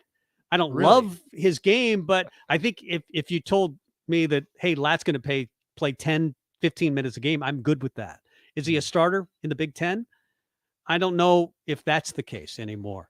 I would be good if Lat came back, but it doesn't. Somebody's going to have to say no. I mean, not all these guys can come back. As we mentioned, they would be won over if both Lat and Trey stay. Where does a guy like Keisei Tominaga fit into all this? He's got another. I like Keisei's game, but physically he wasn't ready to play in the Big Ten. He got pushed around at times in the Big Ten. If you told me that he put on 20 pounds and became a better ball handler and a defender, there might be room for Keisei. But again, you got decisions to make, especially when you're in on a player like Antonio Reeves, Yeah. Who everybody is going to end up wanting, including schools like Duke and North Carolina and Kentucky. So we'll see where it goes with Nebraska basketball. But it's fun to have the conversation. Yeah, I know. 7-10. I'll wait until they start winning. Mm-hmm. I'm with you, fans. I don't believe anything anymore until I see it in Husker Nation. But I just think the odds say that at some point you're going to see it. I mean, it has to work out eventually. It's my old theory of blackjack. Eventually, blackjack's got to hit, right? Tom, I was thinking about this the other day. We were having a basketball discussion on the happy hour, and think about like all the guys that have been misses for Nebraska men's basketball. People forget about Jervay Green. Jervay Green. Jervay Green was a guy that dropped 50 at Western Community College or wherever it was in Nebraska. Western Nebraska, yeah. And everybody's like, man, this guy can really shoot. Yeah. And because we had seen it at the JUCO level. Yeah. Cam Mack had a triple-double. Didn't work. Yeah, Cam Mack. Like, it's going to be an interesting season, and it's going to be exciting if finally one of them can pan out. Were you rooting for Teddy Allen, by the way, in the NCAA tournament? I wouldn't say I was rooting, but I was tuned in. I was too. I was tuned in. Like, I was rooting a little bit. It was really interesting and kind of fascinating, watching him hit 18-foot turnaround jumpers like consistently. He was one of those guys in that tournament. Even if you had no idea who it was, if you would have watched him play for 5 minutes, you would have said, "That's Teddy Allen." You're exactly right. I mean, I recognize that. And now he's going to the NBA draft. Yeah. Well, and part of that, he could have went back to New Mexico State, but their coach went to Mississippi State, I believe. So he wasn't going to go back to New Mexico State under a new staff. So he's testing out the NBA draft waters. Well, he can score with the best of them, and I could see him playing in the G League or playing in Europe. I don't know right now his current structure if he's an NBA player. He doesn't feel like an NBA player, but I think he's a pro basketball player somewhere. So I think talking about like pro basketball and Trey McGowan's as well, I think I wouldn't be surprised if Trey decides to test out the NBA draft without hiring an agent, opening up the possibility. Because at this point, with his brother, with Bryce hiring an agent, and he signed with one of the top agency companies in the country right now, Rock Nation, I believe is what it's called. I mean, what's the harm in testing out the NBA Combine and seeing how you test out? Yeah. And it also gives you a baseline and contacts within the NBA world for next season. So that's something to think about as well when thinking about a timeline for Trey McGowan's decision. Quick Tiger Woods update before we go to break. Do I need to play the sound? Yeah, play it. Here, go. Hey, it's Tiger. Tiger Woods through 11 holes is even at the Masters. I think still tied for 10th in that neighborhood. He goes to 12, probably a par hole, and then you've got two par fives coming up, 13 and 15. So if he can get through that stretch at 1 under, we're talking. Let's get to Stephen M. Sip. We'll talk to Stephen M. of the Lincoln Journal-Star and an early break with Sip and Jake. We'll talk to Sip coming up next. Hi, welcome to Big Chain Bar and Grill. Can I get you a drink? Which game were you hoping to see? Doesn't matter. I don't know what channel the game's on anyway. Are you ready to order? Okay, here's your check. Come back and see us again, okay? What? Hey, welcome back into Upside. Slow down and enjoy the game at the Upside Bar and Lounge. Comfortable seating, plenty of screens, a great food and drink menu, and no one trying to shove you out the door. Come in, hang out, and take it all in at the Upside Bar and Lounge, open daily just east of 27th and Pine Lake. Hi, Sean Callahan here of HuskerOnline.com, inviting you to join us here on 93.7 The Ticket every Saturday morning now. In our new time, we're on from 8 to 9 with the weekly Husker Online radio show. We'll give you the latest in recruiting. We'll talk about what's going on with both football, basketball, and we'll probably share a few stories from the inside. It's every Saturday morning right here on 93.7 The Ticket. It's the Husker Online radio show from 8 to 9 a.m. Happy Hour with Nick Sainert and Enrique Alvarez-Clary. The voice of Husker softball, Nate Rohr. Rhonda Revelle, especially when she has a good power hitter like Billy Andrews, she tends to hit him a little higher in the lineup. And we saw this some last year with Tristan Edwards. Teams were so locked in on pitching around her Ronda Revelle said, okay, well, if you're going to pitch around her, then you're going to start that first inning, beat off base runner. And also, Billy Andrews is a great athlete. Weekdays from 2 to 3 on 93.7 The Ticket and theticketfm.com. Gray Diesel and Equipment Services is hiring and seeking motivated applicants. Gray offers a second-to-none benefit package that includes health, dental, vision, 401k, paid vacation, and paid holidays. They offer great pay and tuition reimbursement or a tool purchase program for qualified candidates. It's a fun, friendly team with lots of variety and work assignments, so there's something for everybody. View and apply for their job openings today at grayusa.com or visit them in person just off I-80 and North 56th Street. Come be a part of the Gray difference. Brats, check. Chips, check. Tickets. I love tailgating, but this year I actually wanted to be in the stadium. Season tickets just weren't in my budget. Then I found a way. A research study at Solarion. I searched the studies and found a perfect match for me. I earned cash for the study and bought those season tickets. Plus, I made an impact on medical research. Find a study and sign up today at helpresearch.com. You should consider the risks of the research before you agree to participate. People always ask, what are Jake and Sip like when they're off the air? Well, the answer probably won't surprise you. Hey, Jake, your Honda's looking a little dirty. Says the guy whose license plate is barely visible. I mean, do you even care about that thing anymore? It gets a little uncomfortable. Now, that's when I jump in. Hey, whoa. Mark, did you get a new car? Nope, just took my car down to Nebraska Auto Detail. Joe and the staff made the outside and the inside look amazing. Maybe you guys need to go. Okay, wise guy. Settle down, Jake. Call Nebraska Auto Detail today at 402-601-5086. Join us at Cactus by Venue for our new America's Favorites menu. We're keeping your favorite dips and tacos and adding brand new dishes, including delicious steaks, burgers, pastas, and more. Focusing on vibrant casual dining using a blend of fresh ingredients prepared from scratch.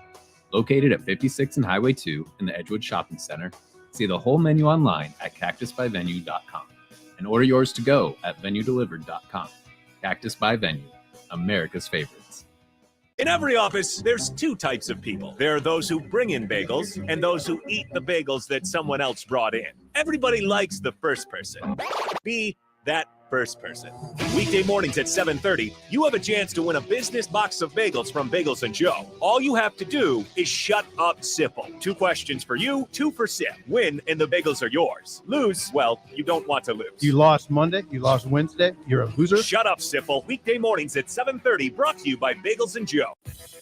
Eustace Body Shop, where our customers send their friends. That's the greatest compliment we can receive.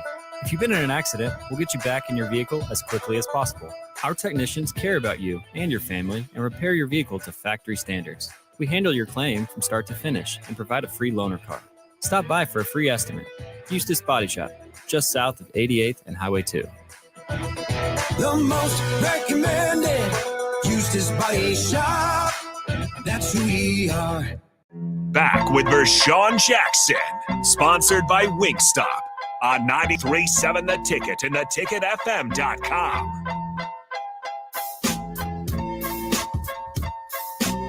Vershawn Jackson, usually in the captain's chair at this point. I am Tom Stevens, sitting in for Vershawn today. We apparently didn't screw up, take me out to the ball game the last couple of hours because he didn't call back. I thought we nailed it the first time. Well, really. we practiced every commercial break, Tom. That's right. We did practice. Every commercial break. That's right. Welcoming in Stephen M. Sipple. Hey, Steve, we've missed you. I've missed you. Well, I've missed you too, Tom. Sip. Then he left. Yeah. Oh, there you Can are. you hear me? Yeah. Now we can hear you. Now. Who's in there with you right now? Nixon here wearing his Cubs jersey. It's atrocious to look at. It's terrible. Sip, it's great to see you. Not. The Cubs are fine. I'm a Royals guy. Can't like the Cubs. Yes, they're in the other league. You know what drove me crazy about the Cubs and the Cubs fans? I think they enjoyed losing. They were the lovable losers for so long. Wow. And they almost bragged about it. You're not as in pain as I am. I'm a Cubs fan. They did that for so long. And then they won a championship. And now they don't know what to do with themselves anymore. They can't go to that card that we never win anymore. So I don't know what they're supposed to do. I like it, Tom. You had a little break, and now you're coming in hot. That's right. I've had that same take for 30 years about Cubs fans, but nonetheless, just let it all go. All right, Tom. I guess we're older it's guys now. We can just say what we want. Right. Say what you want. Well, we had this discussion. Nick and I did earlier about Nebraska football fans, because the argument is, look, they're going to draw 55, 60,000 fans for a team that was 3-9 last year. They're the greatest fans ever. And I hear friends of mine say, no, that doesn't make good fans. They shouldn't show up and support that crud. What do you say to that? Oh, I think that's a horrible way to look at life. I mean, I don't support that sort of thinking. I don't either, all. by the way. I don't either, by the way. Yeah, I think that's ridiculous. I think it's ridiculous to personalize it that way. Number one, like, what is it? Some sort of affront to you that the kids aren't winning? I mean, come on. No. I don't buy that at all. I don't mean affront to you. I mean an affront to guys who say that. Oh, I know. Why would you show up and support that crud? Come on. I mean, because you're a fan. Yeah. I mean, that's weird. I don't know. It's not the way I'm not really, I'm not a Nebraska football fan per se, but I've never thought of being a fan that way. Mm-hmm. It shouldn't completely hinge on wins and losses, number one. It's an odd way to look at it, in my opinion. And I would say that what you said, I mean, I thought where you're going with that was, man, what a fan base that shows up, 55,000 people after a 3-9 season and after sustained losing now. Right. And they still show up with that. Yeah, at that level. It's incredible to me. That's what I think about as well. I think it's the greatest sports fan base in sports, and not just college football. We always say college football and try to qualify it. I think you can make the argument that because Nebraska, consistently has lost and yet they show up, that's the best fan base in sports. Yeah, I mean, this is an example. I mean, I'd say I'd have to think about that. But it has to be in the upper echelon for sure. And this is a great example of it. And I got to tell you, I'm not a perfect human being. And I did at points this week sort of wrestle with, they've only sold 46,000 tickets. But I caught myself like, now wait a second. This is 46. It's 46,000 tickets. So no, I've come around on it. I believe it's a great show of support, and I think it'll be a great day. I mean, I think you can look at it in a more lighthearted manner too. It doesn't look, we're just getting a chance to go watch Nebraska without masks on and watch the kids throw it around the yard or play football. I mean, it's kind of, you're going to see a lot of guys we haven't seen. And let's face it, from a media standpoint, we haven't seen anything.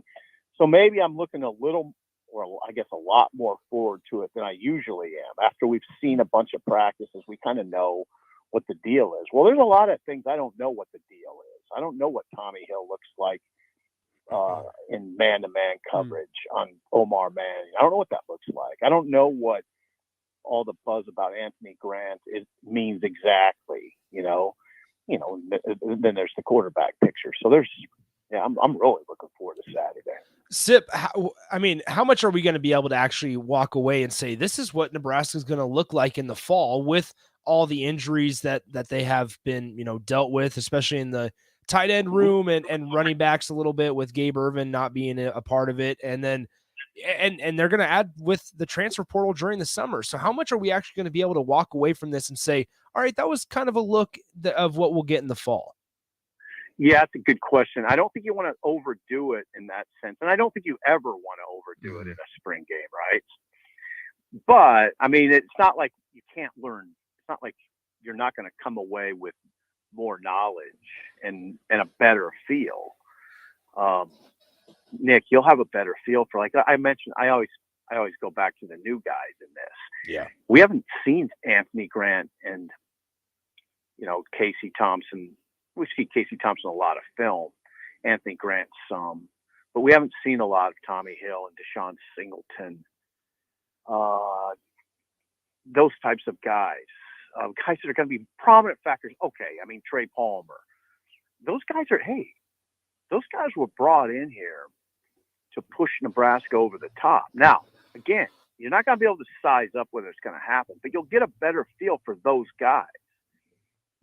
you go back to November, what Scott said. I mean, we're going to go in the transfer portal and the transfer market in general, JUCOs too, like Deshaun Singleton, and try to get the program pushed over the top that way. So you'll get a better idea of those new guys. And are these the guys that can do it? You know, Buscemi, the punter, Hunter Anthony and Kevin Williams. All these guys we know are prominent. Now, what do they look like? You know, they're going to line up and play football to a certain degree at least. So, Nick, I'm not going to make a sweeping evaluation of the team and what it might accomplish in 2022, but I'll be looking at those new guys and I'll have a better idea what to expect. How much do you believe that the offensive line has a new identity under Donovan Raiola? Well, you're talking to somebody who's really bullish on Donovan Raiola and Dominic and the whole family, so I'm admittedly biased. But I do think it's going to work. I really do. And I think it has worked during the spring. We've heard really since the start of spring that there's been progress. And of course, we heard last week from Sean Beckton that they've moved the ball on the ground all spring. And then we asked Ty Robinson about it yesterday, and he didn't bite back. I mean, they've moved the ball. I mean, they are. There's a different philosophical style. There's just a different coaching style with those guys. It is more. I mean, when I try to explain it to my mom, they're just moving forward now. They're pushing forward. There's actual blocking. You know, that's not just getting in the way of people. There's a more assertive mentality, and I knew that would be the case. And you know, you could say, well, why did Scott wait this long? Well, I've said it before on our show, on me and Jake's show, that it didn't really reach a critical stage until last year. And then he made a change, and he brought in a guy that I think is going to really help, and happens to be the uncle of the #1 recruit in the country. Sip, that was right where I was going to go with it. Great transition, Sipple. I mean, what's it going to take for Nebraska to find themselves in the hunt here as we go through this season and even next year, and trying to get Dylan Raiola to sign on that dotted line to come to Nebraska? Well, they're in the hunt. I mean, Dylan. Oh yeah, I mean, there's an obvious answer, right? I'll just gloss over. They got to win. They're gonna have to win. Yeah. At a high rate, right? I mean, 7, 8, 9 games, I would think for sure. But I've said it on other shows. I've said it on my show. The thing I emphasize in this conversation is Dominic, his father, Dominic Raiola. His affinity for Nebraska is strong. I mean, everybody feels varying levels of affinity for their alma mater. His is through the roof strong. He loves Nebraska. He loves everything about it. I mean, he's just Dominic loves coming back here. He's proud that his name's on that in the North Stadium. Very proud of that. Very, very, very passionate about his brother being here. Showed up on February. Dominic flew in for the first practice. Wouldn't have missed it. Very tight with Donovan. Was really, really. I mean, it would have been crushing. I'm telling you, it would have been crushing to Dominic if Donovan wouldn't have got that job. So now what I'm telling you is Dylan knows all that. It's not like Dominic's making the decision, Nick, but Dominic Raiola is not making this decision. It's Dylan. But Dylan knows about his family's feelings about this place. So obviously that's going to play a part in it.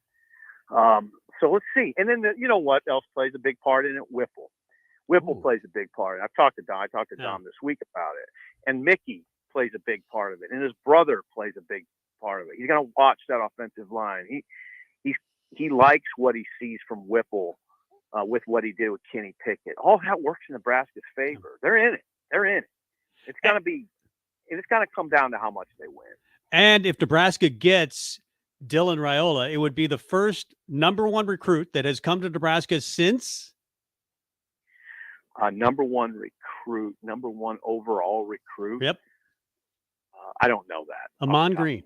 Amon was #1. He was #1 in the country at that time. That is amazing. Now, it's not amazing. That makes total sense. Yeah. But that's going back further than I thought you'd have to go back. Well, and obviously that was an Omaha connection. This is a family connection. So you would like to think, obviously, Nebraska had a big shot. They were just winning national title at that point. But, family helps. It helps to have family recruiting you to that school. Well, no doubt about it. Yeah. And like I said, the affinity is real for Dom. It is real as the pavement I'm sitting on right now. We miss you. I miss you every single day, Sip. That's why I just turn on the radio and there you are with Sip. Well, it's nice to hear you back on our airwaves. I'm glad you're with Nick. Nick, rising star. And don't hold the Cubs thing against him. My God, Tom. It's hard not to. I love Nick. I just don't like the Cubs. And then he puts the jersey on and he becomes a Cubs fan. And I don't like that. All right. So, but good luck to the Royals, Thomas. You're doing a great job. All right. Royals play today in about an hour from now. Thanks, Sip. We appreciate it. All right. God bless you both. Let's get the break and come back with Sean Callahan. I know we're up against it, back-to-back interviews, but it's because I was so excited to be back. Tom Stevens in the captain's chair today. Back with more. In every office, there's two types of people. There are those who bring in bagels and those who eat the bagels that someone else brought in. Everybody likes the first person. Be that first person. Weekday mornings at 7:30, you have a chance to win a business box of bagels from Bagels & Joe. All you have to do is shut up, Sipple. 2 questions for you, 2 for Sip. Win, and the bagels are yours. Lose, well, you don't want to lose. You lost Monday. You lost Wednesday. You're a loser. Shut up, Sipple. Weekday mornings at 7:30, brought to you by Bagels & Joe. Right now, Allstate has almost as many ways to save as there are types of music. Save for being a new customer. Save more for adding DriveWise. And save even more for driving safely. Visit Allstate.com or contact your local agent to get a quote. Find out how much you can save today. Allstate. Now that should be music to your ears. Not available in every state. New customer savings based on early signing discount. DriveWise is an optional feature. Savings vary based on how you buy. Subject to terms and conditions. Allstate Fire and Casualty Insurance Company and Affiliates, Smoothbrook, Illinois. When everything is changing, you need a store that's a constant. A store that has the brands your family loves and the value that you need. A store where you can stock up, pick up, and drive up. A store that's close to home and feels like home. A store that puts the health and safety of you and your family above all else. And a store that's always here to help. At Kohl's, we don't know what next year will look like. We just know that we'll be here for you no matter what. Kohl's, here today, here to stay. See store or Kohls.com for details. Hey guys, it's Jake Sorensen from Early Break. I've got my friend Alex from Ageless Men's Health here. I went to high school with Alex, and he was also in the Marine Corps. Alex, take it away. Thanks, Jake. Guys, we know there's a lot of testosterone companies out there, but Ageless Men's Health is different. Our personalized approach looks at the whole body, not just the numbers. Ageless only employs registered nurses and nurse practitioners to handle your care. And at Ageless, we listen to what you have to say. We invite you to check us out at agelessmenshealth.com or check us out on Google and our 100+ 5-star reviews. Ageless Men's Health, 34th and Old Cheney. Southeast Community College is training tomorrow's workforce today with our nearly 60 career and technical programs. We are doing our part to help employers fill vacancies during this current labor shortage, graduating students with skill sets employers are seeking. We're also helping to upskill the workforce by adding short-term credentials like certificates in many programs so that employees can get retraining quickly. Learn more about upskilling with SCC at southeast.edu/academics. SCC, your path to possible. 93.7 The Ticket, Fox, KFXL weather. Brought to you by Bryant Air Conditioning, Heating, Electrical, and Plumbing. Very windy conditions again today. A wind advisory will be in place with northwest winds possibly gusting over 50 miles per hour. We'll also see the chance of a rain-snow mix by later this afternoon, only topping out at 46. Breezy tonight with a low of 31. Still rather windy tomorrow with a high of 52. I'm meteorologist Tim Wright for 93.7 The Ticket and theticketfm.com. John Henry's Plumbing, heating and air. When it comes to your home or business, we know you have options, and that's why John Henry's Plumbing, Heating, and Air Conditioning gives you just that, options. We have plumbing, heating, and cooling memberships to serve all of your residential and commercial needs. We want to ensure you, your family, and your business are safe. Visit our website, jhlincoln.com, to find out more or call us at 435-5555. John Henry's Plumbing, heating and air. Join us this Friday at Barry's Bar and Grill from 3 to 8 for a spring game preview and hangout. Our regular shows go until 6 o'clock, and then we'll have a special 2-hour session with Nebraska football players on location until 8. It's the spring game preview and hangout this Friday at Barry's Bar and Grill. Back with Vershawn Jackson, sponsored by Wingstop on 93.7 The Ticket and theticketfm.com. Tom Stevens in for the captain, Vershawn Jackson, today. Nick is over there, and Sean is probably at home or wherever he's taking this phone call from right now. Sean Callahan of HuskerOnline.com. Hi, Sean. Hey, Tom. How you doing, man? It's been a while. You did the show today because you knew you couldn't be on the golf courses. That's right. At least I couldn't do it, this show, that is, anywhere where there wasn't a TV, and watching Tiger right now. It's very painful to have to do I mean, doing the show is a joy, but watching Tiger at the same time, I agonize over every single putt. Are you a big Masters guy? I mean, I'll watch. So, like, right now, when it's not on, like, the ESPN, you have to watch. Do you have to pay to watch it, or is it free on the online side of things now? I don't even know the details because they got that weird 2 o'clock rule still, right? Right. You can usually catch it online right now. And if you go to masters.com, you can get A-Man Corner all day long, and they'll have the featured group. So there are other ways to watch it, but you're right. It does. I've always found it, especially before social media was available or these apps to watch these things, that it was crazy that, you would never start a football game, for example, in the third quarter. And that's kind of what the Masters does. And a lot of these golf tournaments, you can't see it until, as you mentioned, 2 o'clock in the afternoon. I've always thought that was kind of crazy. Yeah, it's one of the harder things to figure out. It's kind of like the Big Ten, their stance back in the day on no November night games. And now they let you play, I think, 2 weekends in November at night. It's just one of those weird Masters rules of the tradition of the event. And, I think people would get up in the morning and watch it right away if it was on regular TV everywhere. Oh, absolutely. But the spring game is going on Saturday. It's going on the same time as the Masters at 1 o'clock. I'll be somewhere where I can watch both and still watch the game live. But Nick and I had this conversation already, Sean. Give me 4 guys that you're excited to see on Saturday. Well, Trey Palmer, I'm really excited to see what he can do at receiver. I mean, let's not even say Casey Thompson, because that's an obvious one. I think we all want to see the quarterback and kind of what he does. I'll throw another one in there. Heinrich Harburg. I'm intrigued to see him. I know this week he's finally been practicing at full, and I think they're going to turn him loose in this game more. Look, he's the biggest guy they have, the fastest quarterback they have.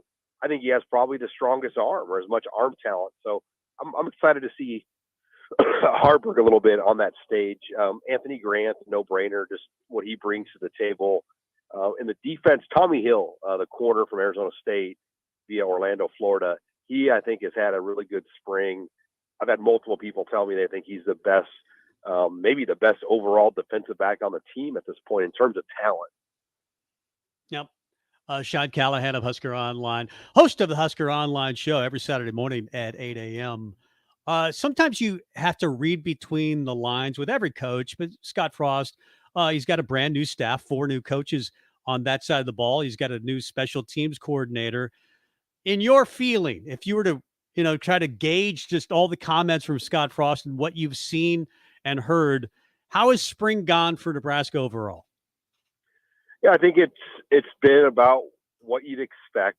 I think for Frost, just, blending the new coaches in and the new system, but keeping the verbiage of what they've done before, so they're running a lot of new things, but they kept the language the same, which I think has helped the players. I think my one gripe would be that they would have liked to had more of a QB battle. Where right now, I mean, Casey Thompson is the number one, obviously in most people's eyes and by default, but he really hasn't been challenged or pushed at all because Chuba Purdy's been battling things. I mean, Logan Smothers, I think, has offered some push at times, but I just think they would have probably liked to have seen more push in that QB room, and injury factors, I think, were a big part of that. We're speaking to Sean Callahan of Husker Online. Sean, we're going to see quite a few guys that maybe we don't always hear the most about or find out about or talk about during fall the fall camp and fall season with all the injuries that Nebraska's been dealt with, especially like tight end room, for example. Not a lot of people are usually talking about Borkature or anything like that. Who are we going to be talking about kind of as just a spring story or surprising out of Saturday if you had to pick a couple? Oh, I mean, you'll see a lot of these young running backs probably play late in the game. Like Cooper Jewett, I'm sure he'll get a lot of opportunities. And I'm blanking on his name, but he's from Millard South. He's a running back. Oh, Isaiah Harris. You'll see Isaiah Harris. You'll see guys like that get a lot of touches late in the game. Especially, I don't think we'll see the starters a ton. I mean, it wouldn't surprise me if the starting group got about 3 series of work, and then you'd go down to the next units after that. So we'll see where it goes. I don't expect it to be a red versus white. I think it's going to be offense versus defense, and I know that's what Frost hinted on Monday, but I'm fairly positive now that's the direction it will go for Saturday. So the scoring is going to be different, kind of hard to even follow. Because they're going to have to set up a scoring system for what defensive stops are worth and what turnovers are worth. And that's always confusing, but we'll see where it all goes. Nebraska, one other time in my memory, and maybe you can correct me if I'm wrong, Amon Green was the number 1 player in the entire country. Nebraska got him to commit from Omaha Central. Has there been another time outside of Dylan Raiola where Nebraska really had a great shot at the number 1 player in the country? I mean, they've had star power here. A lot of 5 stars in the last 20 years that have come. But, Marlon Lucky, just, when you think about the context of when he committed, he was the number 1 player, I believe, in California, and number 5 in the Rivals 100. Yeah. That's the last one I can really remember. And he picked Nebraska as an LA guy over USC in the height of the Pete Carroll, Ed Orgeron, Steve Sarkisian, Lane Kiffin staff era. Like that's a big one. Yeah. You go back and just study the history of that victory for Bill Callahan and John Blake. But the Raiola one, in considering where the program's at, but he's here for obvious reasons. This will be his 3rd trip since June. His first time since Uncle Donovan has taken over as the offensive line coach. Nebraska's got a chance, but they've got to control what they control. They got to show this program's heading in the right direction. Yeah. And until they do that, it's really hard to, say Nebraska's going to have a chance. But if they can prove that things are stepping forward with Mark Whipple and the offense, the program's taking a step forward a year from now, we could be talking about this. But if it's another rough year, it's kind of, it goes without saying. I mean, they're not going to get this kid. Sean, switching over to defense, how do we feel about the secondary? Because kind of hearing and listening to Travis Fisher talk yesterday, sounds like Deshaun Singleton's really stepped up this spring, and Quentin Newsome is an NFL guy or number 1 guy, I should say, according to Travis Fisher. What are our thoughts and feelings about the secondary heading in towards the end of spring?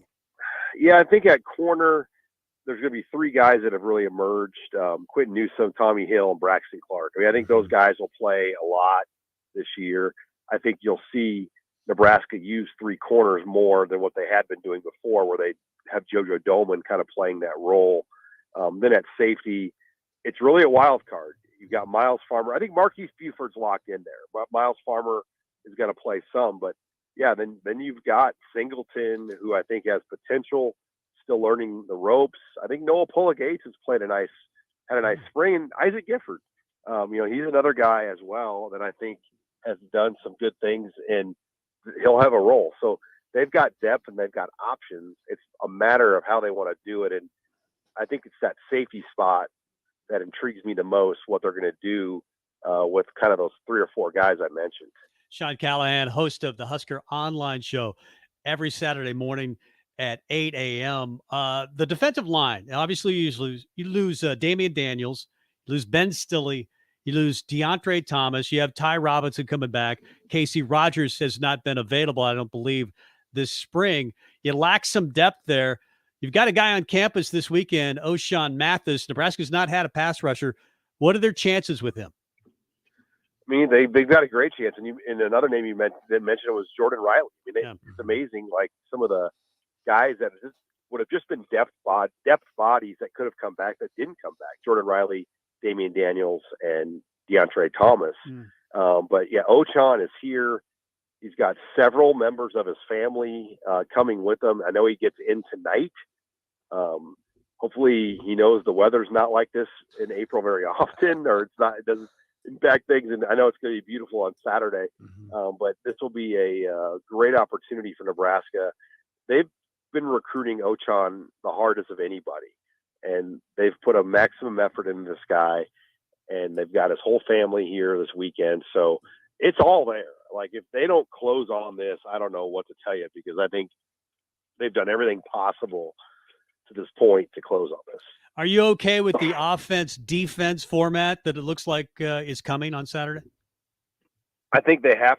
The problem is they only have 7 available defensive linemen in this game. So the fact that there's only 7 of those guys, because that's one position where there just aren't a lot of walk-on players on the roster. So you couldn't really have like 2 units of like walk-on D linemen. And I think that's why they're in this position with the game itself on Saturday. Tight end is light as well. I believe there's about 4 guys available. And it's like, yeah, you have 135 guys on the roster. You would think that they could split it up and play 2 teams, but I think those are the position groups that are really hurting it. He's Sean Callahan, host of the Husker Online Show every Saturday morning at 8 a.m. I guess in a lot of this type of conversation on the show. Yeah, we'll get you ready for the game. We'll talk the recruiting weekend. A few things with basketball Rob and Wash we'll hit on as well. But just excited to get back in Memorial Stadium. Over 50,000 fans. Hopefully it will be in attendance. Should have a nice spring Saturday in the 60s. So I'm looking forward to it. It's not the game either. I don't think I don't get, but it's just a celebration of Nebraska fans. And the fact that 50,000 people come out to a spring game, it's really a day to celebrate, why you're a Nebraska fan. I think you'll get a good crowd out there. Well said. Good stuff, Sean. We'll listen in on Saturday morning. Thanks for the time. Okay. Hey, thanks, guys. Yeah, there you go. Sean Callahan, host of the Husker Online Show every Saturday morning at 8 a.m. Yeah, I agree. I mean, I'm just excited for a rehearsal game, and that's basically what this is. Got some friends having a tailgate party. Tom, you're going to be partying Saturday. Like it's 1999 again, Nick. You're going to be partying on Saturday. Yeah, and I'll be in a place where I can watch the Masters as well. Somebody's invited me into their suite, and I'll definitely check out the Masters, especially if Tiger is in the hunt. By the way, one last time. Hold on. Seems to be, I think he's still even. He hooked it into the people. Did he hook it? Yes. He made birdie, though. He did make birdie on 13, the par 5. We'll be able, his name will pop up, so we have to play this one final time. One more time. Hey, it's Tiger. So Tiger now playing 14. He's hooked it into the pine, but he is 1 under. So in the top 5, I believe, on the leaderboard at Augusta. I'm leaving. Yeah, we got a minute. I'm done. One more minute? Yeah, about 54 seconds. Now I hear the bed. There it is. It's been fun sitting in for the captain, Vershawn Jackson. Is this what you normally talk about? This is what we normally talk about, just this and that, and hang out, and a little spring football, little Masters talk, opening day. What time do the Cubs play? They are playing right now against the Brewers, and they Kyle Hendricks looked like he was in Cy Young form for about an inning, and then he struck out somebody there. It's 0-0 in the bottom of the second. My Royals take the field in about an hour. There you go. So wish me luck. My Celtics don't need it because they're fantastic as they destroyed your Chicago Bulls last night. Tom, this was fun. Yeah, it was fun. It was good seeing you again, Nick. You as well. It was good seeing Rico. Good talking to the captain earlier, Vershawn Jackson. He'll be back, I believe. No, you'll be doing the show tomorrow. Somebody will be doing the show. That is great. We'll talk to you later. Great Diesel and Equipment Services is hiring.